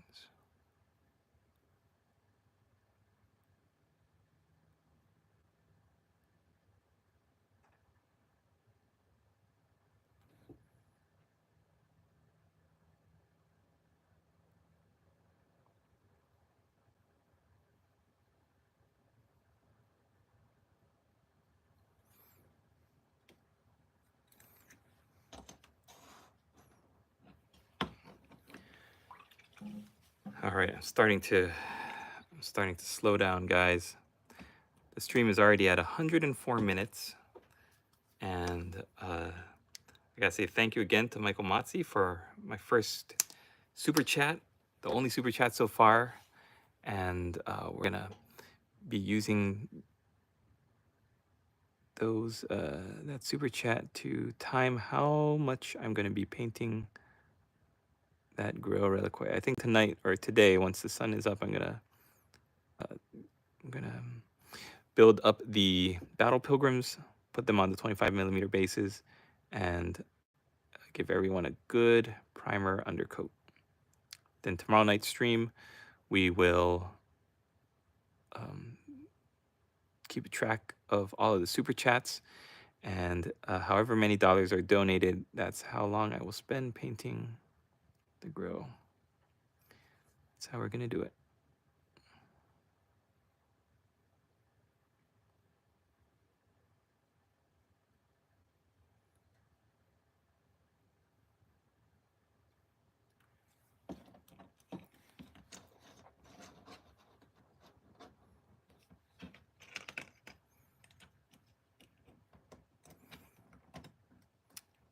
Man, I hope I can get through the rest of these. We're just doing the skin, the tails, the hands on these 20 clan rats.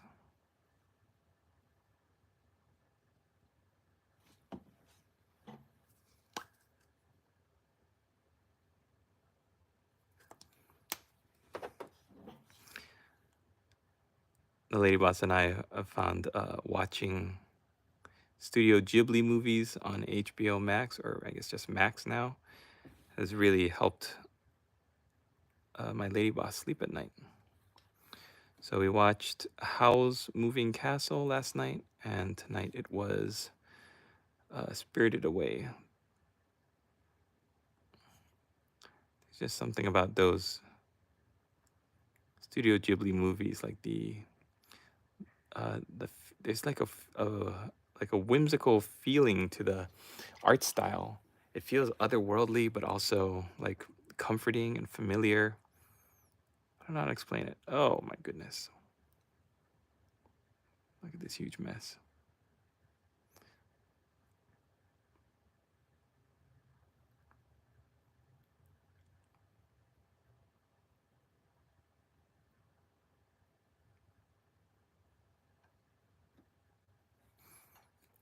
All right.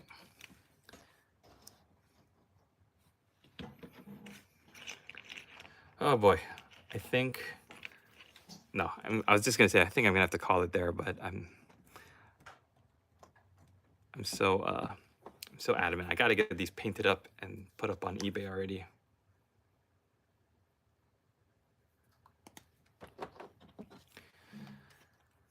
Okay, what can I talk about to keep me focused and awake?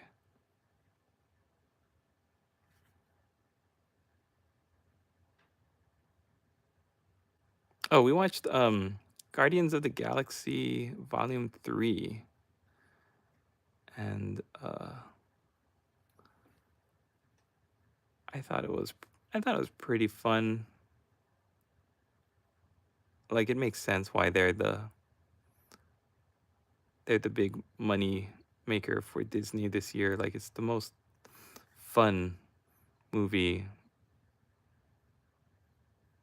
It felt like old Marvel movies. There's like an energy to it, and something that I didn't feel in the new Ant-Man movie, in the Doctor Strange movie. Like, I just enjoyed it. It was light, funny. There was like some serious parts where it didn't need to be serious, but overall, it was a rocking good time.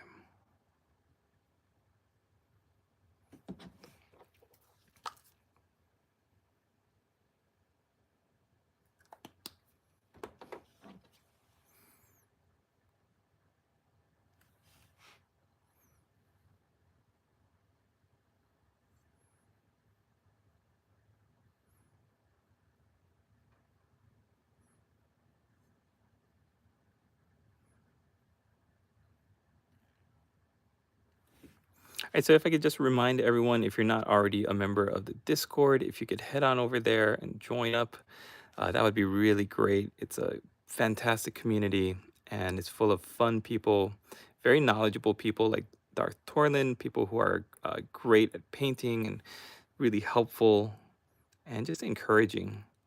And I would really appreciate it. I also appreciate it if you hit that like button before you go, and even maybe leave a comment. I think that'll help bump me up the algorithm. Anything, just say hi. Hit that like button and say hi.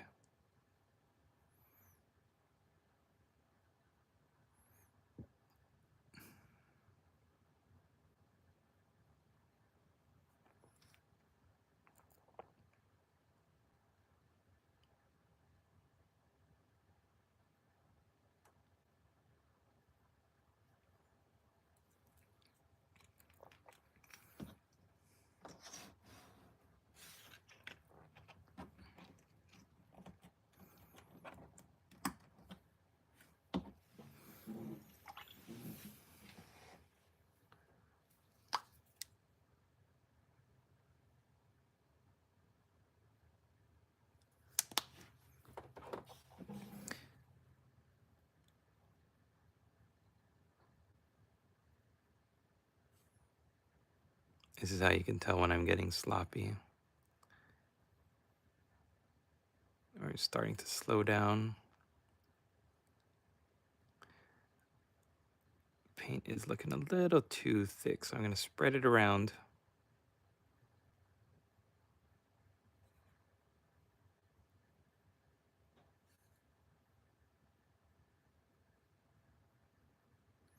There we go.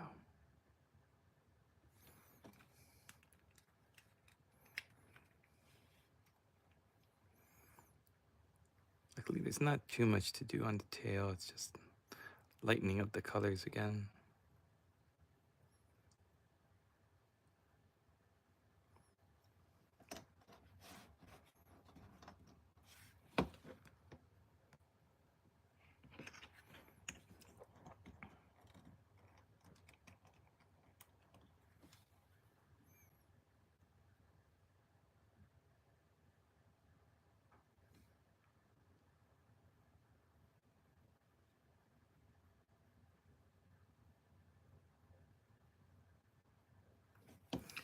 All right.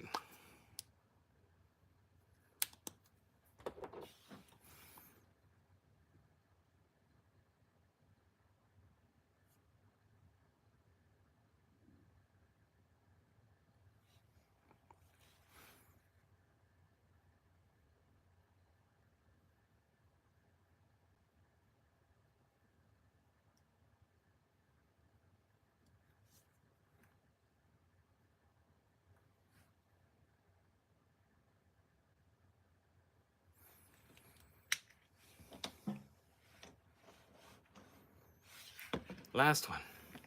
Then we can wrap up our Graveguard.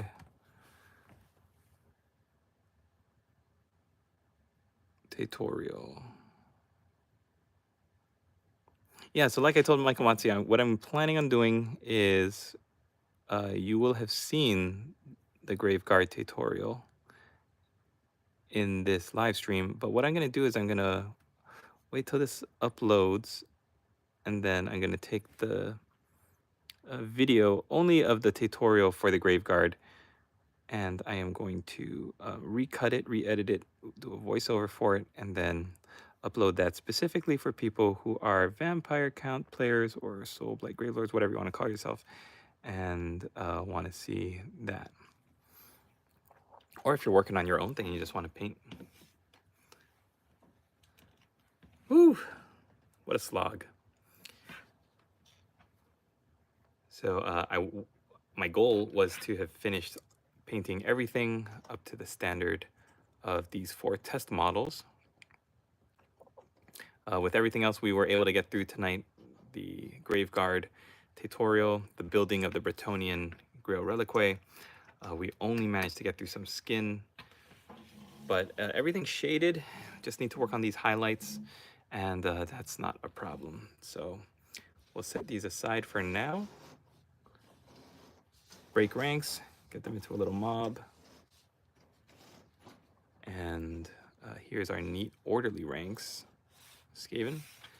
And we're going to zoom in and finish our Graveguard here. So the first thing is we're going to hit up the wood with some Gore brown. Gore. And you want to use a very thin point on your paintbrush. See if I can snap him in and turn him upside down. It's losing some elasticity here.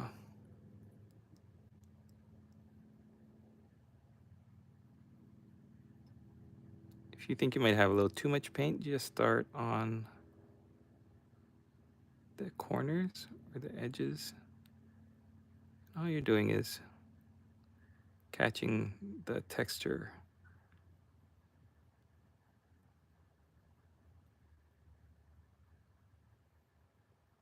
A dry brush will also work.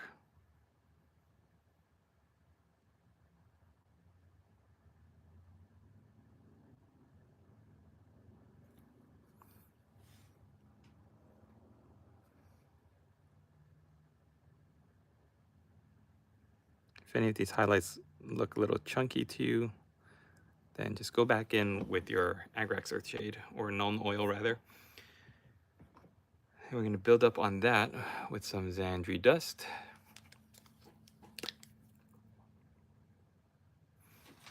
And by building up, what I mean is you really don't hit up as much of these highlights.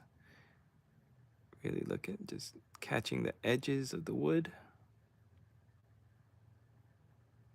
And then coloring in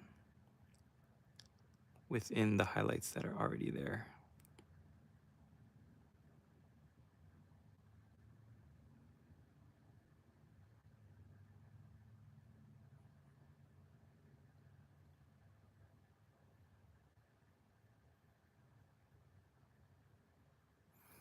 All right.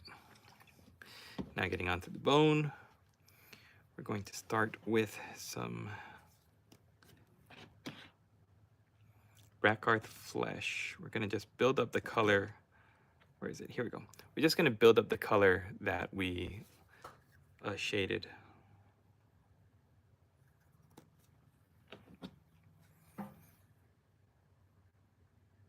So leave that known oil in the recesses. Try to stick to the most raised areas. Under the eyeballs, or under the eye sockets rather. The fangs and the face.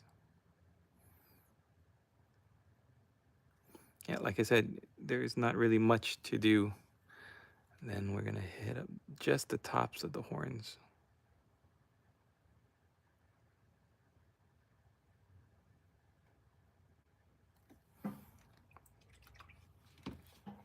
Right, for the cloth, the black cloth, we're gonna start with Skaven, or Storm Vermin fur rather. So if you find your Storm Vermin fur, here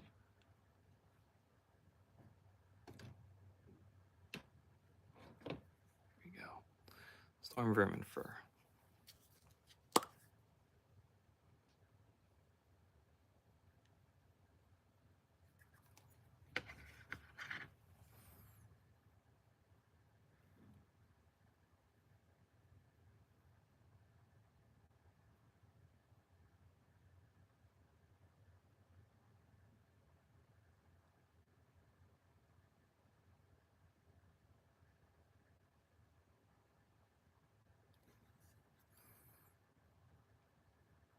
One good thing about the wash, the non-oil wash, is that it allows you to pick out where the folds in the cloth are, where the bundles are. Like once it dries, you really are able to tell where you're supposed to be picking out these colors.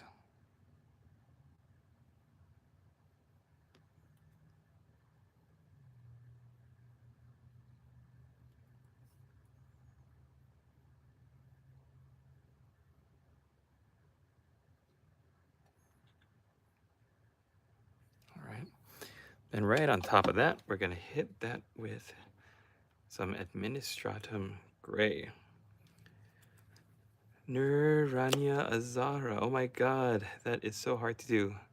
Oh, I'm sorry, I think I missed what you were referencing to. We need a 40k version of Underworlds. That'd be cool. I think that's what Boarding Patrol was trying to be, but I think they were still a little too ambitious with Boarding Patrol.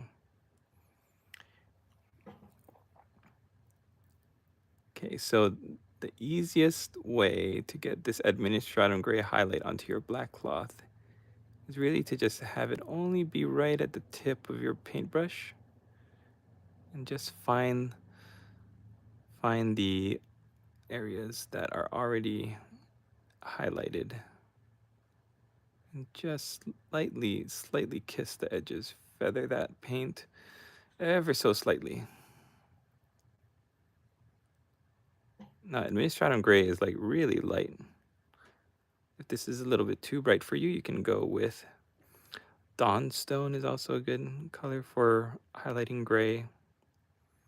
If you want your Graveguard to have more of an expensive look, you could actually highlight with blue colors. So I would go with like Cantor Blue or Night Lord's Blue and build up the highlights that way. But I decided to go with this more dirty gray looking highlight. All right, and once again, we're gonna use Metal and Alchemy Necro Gold just to re-highlight the gold colors. You really don't need a lot of it, so when you're putting it onto your wet palette or whatever you're using as a palette, make sure you don't squeeze the bottle too tightly because a lot of it is gonna come out.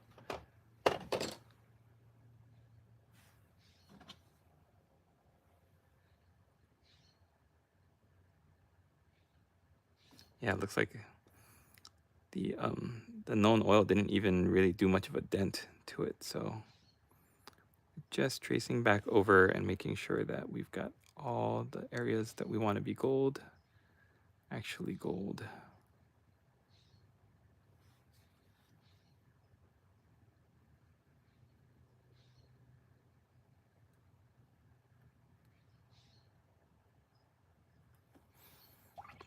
All right.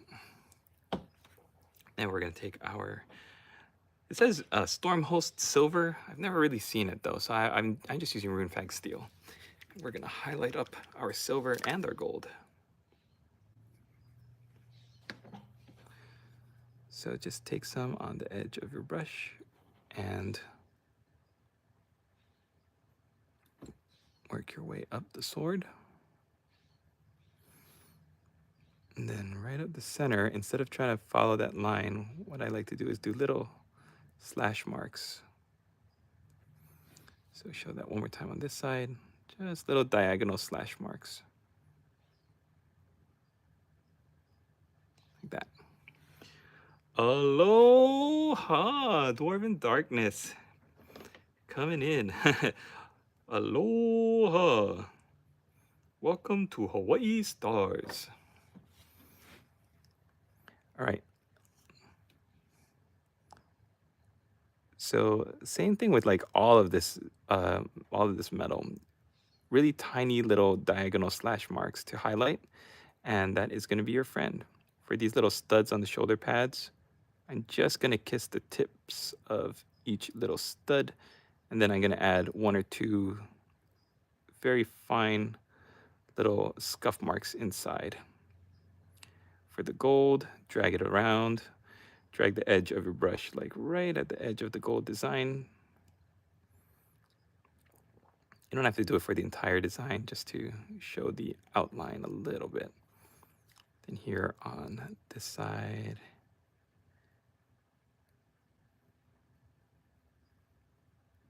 slashes, slashes, slashes. And then slashes on the sword hilt. Then on top of his helmet.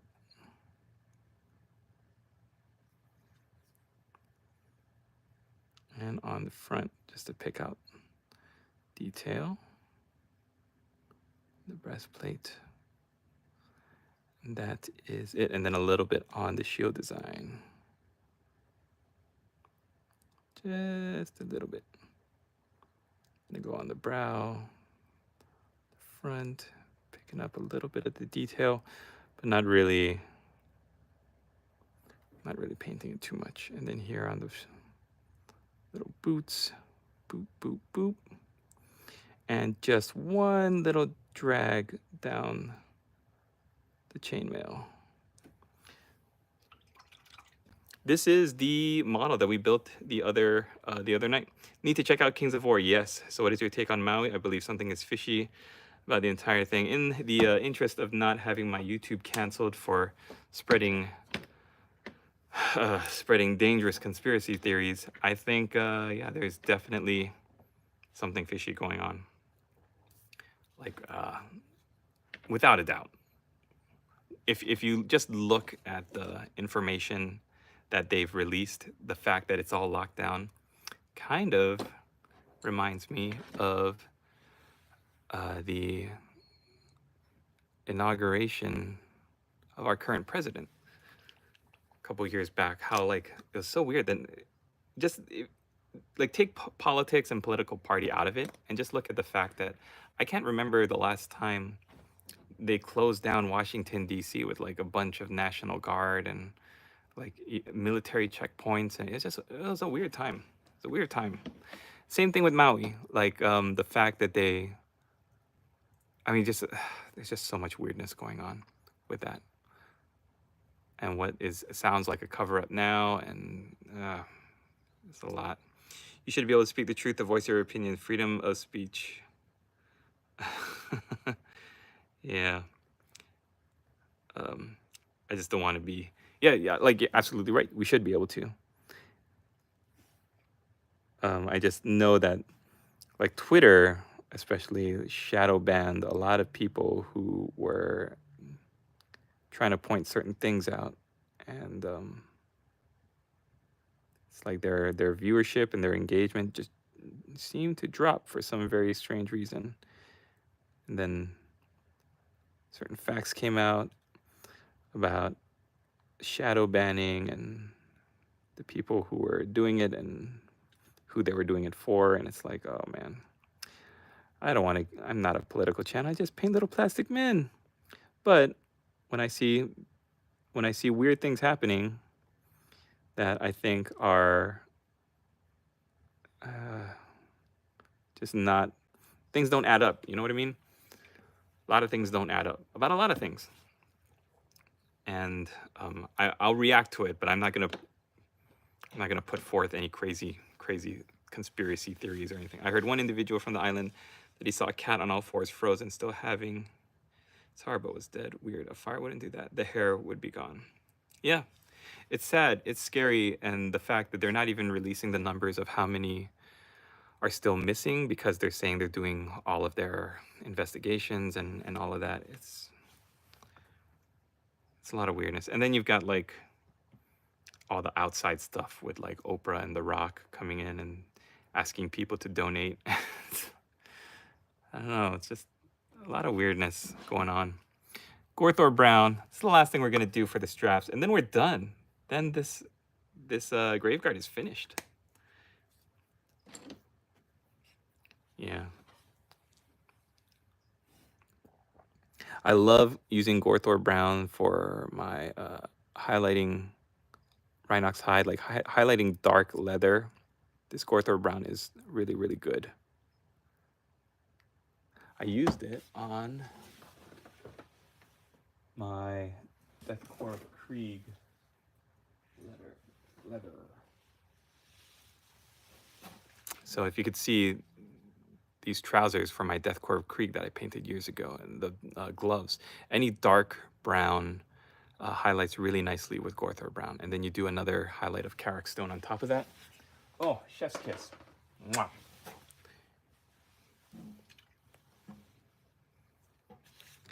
So let's do that now. Carrick Stone.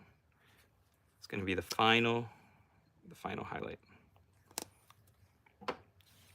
And like I said, guys, if you're working on your miniature and anything looks too chunky, the highlights look too garish, all you have to do is go right back with your last shade. And even when you're highlighting to begin with, any of the highlighting colors that you use,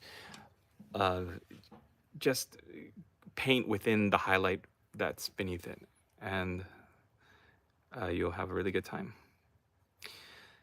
So there we go. There's our grave guard all painted up. The final effect we're going to do is to paint on some verdigris. So you could use a product like Nihilac oxide. I think this one might not be appropriate anymore. It might have separated and gotten too... Oh wait, no, this is good. This one works. There's one Nihilac oxide bottle that I have that I tried opening it up, and it looked like it had a bad day. So whenever you paint verdigris, make sure you wipe off most of the paint. You're gonna really need to go in and do it thin, and follow the line. Yeah, good. Like brand new Nihilac oxide is really, really nice. It's a nice effect.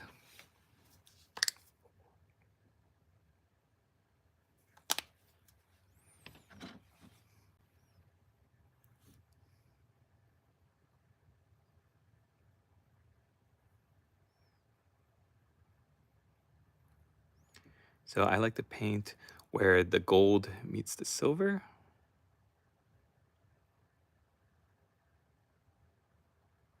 And the studs for the gold. In fact, it should really be only where the gold is. If you look at oxidized statues and stuff, then you see it pretty much how you should do it. Just kind of stick to the gold. It adds, like, it's such a small, subtle thing, but it adds so much to the finished look of your model. And if I didn't have Nihilac oxide, I would have tried to replicate this color with Cabalite green and some white paint. But I'm glad I had Nihilac oxide.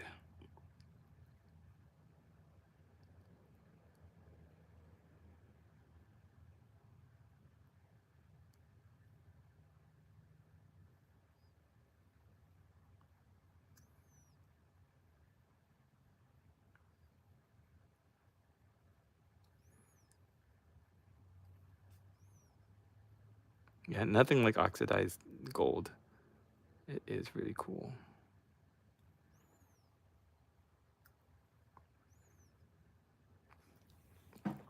Okay, and why don't we add a little bit of rust and grime? We're gonna do that with, if we can find our Mournfang brown.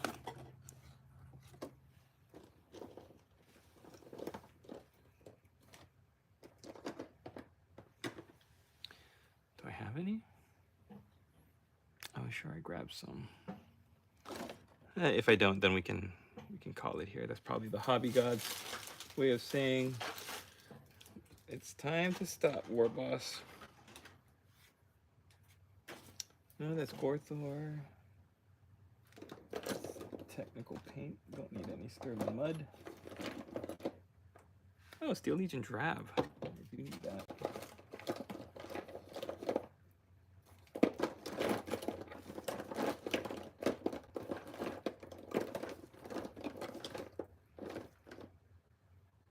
Yeah, I don't see any. Okay, so if I did have some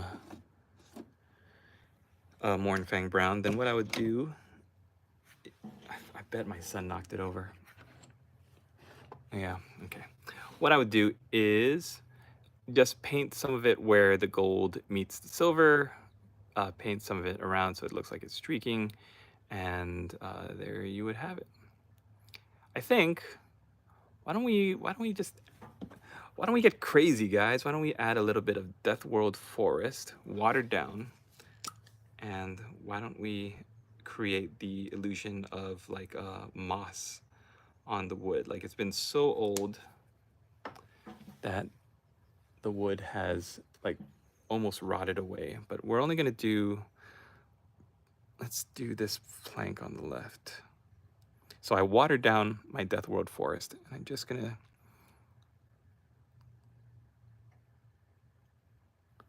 water it down a little bit more.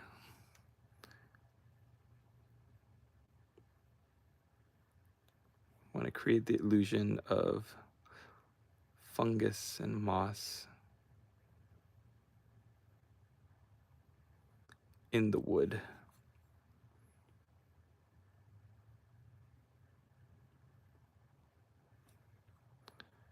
Yeah, that's really cool. And then just to emphasize the effect a little bit more, we're gonna layer on top of that some Athonian camel shade. Hey pigs, good morning. So skeleton looks good.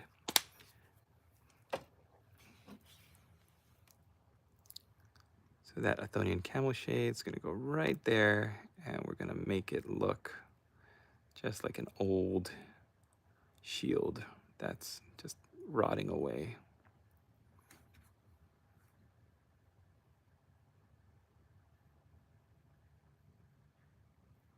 Perfect. So there he is, the grave guard that we built last night, or I'm sorry, the last time we streamed, all built up. And if you want to just check out the tutorial, once this video is posted and once it's live, I'm going to go in and pick out all of the tutorial parts for the grave guard. And I'm going to cut together and edit a video just for that. So hope you stay tuned for that. And hopefully it's not too blurry. I got to check because right now it looks pretty crisp on my iPhone, but people have said that it's pretty blurry. So that's a bummer if it is, and I'm not able to do what I would like. But it's 6:30 in the AM here, and that means it's time for me to get to bed. So let's review what we did today. We built a Bretonnian Grail Reliquae. Oh, so great. One of the most fun models that I've built in a long time. It actually rekindled my love of miniatures and painting, and it just feels so weighty. My goal, or my plan now, is to undercoat this in, I think I'm gonna do like a Mechanica Standard Gray undercoat, because that's a nice mid color that I could build up the colors or darken them down. That's what I'm gonna do. I'm gonna need to get a 50 by 75 millimeter base so that I could put him on the correct size base.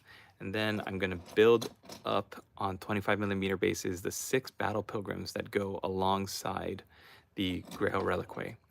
Then what else have we done? We were able to do 1 layer of paint on my 20 Skaven. Even though the goal was to get all 20 of them finished by tonight, I'm really happy that I got the grave guard for the tutorial, and I'm glad that I built up my Bretonnian. So from here on, moving forward, until he's finished painting, the foreseeable future goal is that anytime I get a super chat or anytime I get a donation, I'm going to keep track of how many dollars are donated to the studio, and then I'm going to convert that into minutes that I'm going to use to paint this, as well as these 6 battle pilgrims. I'm going to paint as quickly as I can while making sure I hit all of the details, and hopefully as people see these models getting built up, it will encourage them to donate more and send some more super chats, which would really help out the studio and just be a lot of fun to see the Grail Reliquae get built. So that is going to wrap it up for this live stream. Ladies and gentlemen all around the world, thank you so much for joining me. If you have popped in and out or showed up late, then thank you for hanging out for even just a little while. I'm planning to do these live streams every single night, because it's the only way we're going to get that thing painted up. And every night is going to be different though. So tomorrow, we're not going to be working on Skaven. I'm going to shelve the Skaven. I'm going to work on them on my own. And I got to check my schedule to see what tomorrow is. It's probably a Warhammer 40K thing. I'm trying to go back and forth between fantasy and 40K. But I want to say thank you for joining. It's been a blast, a trip down memory lane. Risk Taylor Wallbank, thank you so much for hanging out and for all of your input, for comments, for everybody who's shown up and commented. And I appreciate you guys. Don't forget to hit that like button before you go. It would really help me get my stream in front of more people. And we'll try to do it again tomorrow night. Hopefully the baby sleeps earlier. I wanted to start it at 9 a.m. GMT, but I think today we started at like 11 a.m. Yeah, so I want to try to get us started a little bit sooner, and maybe tomorrow we could do another mystery unboxing. Like, look at the highlights on it, it's terrific. If you, like I said, if you want to check out this gold, I've got it linked already in the description. It is this Metal and Alchemy Necro Gold, perfect for evil, undead, chaos, any kind of evil army. It's got that beautiful dark gold with almost like a greenish tinge to it that is just perfect for spooky armies. And thanks again for watching, everybody. And I hope you have a great day. You all mean the world to me. And these live streams where we can hang out and just talk story while we're painting and working on our own projects, they really help get me through it. And look, we already did it for more than 2 hours and 141 minutes, according to my clock. So that is just amazing. And hopefully we can do it tomorrow, get some more super chats so that we can start painting up the Bretonnian stuff. And we will see what army we're working on. But thanks again for watching, and have a great day out there wherever you are in the world. And we'll see you in the next one. Later, players. Clickety clack, clickety clack.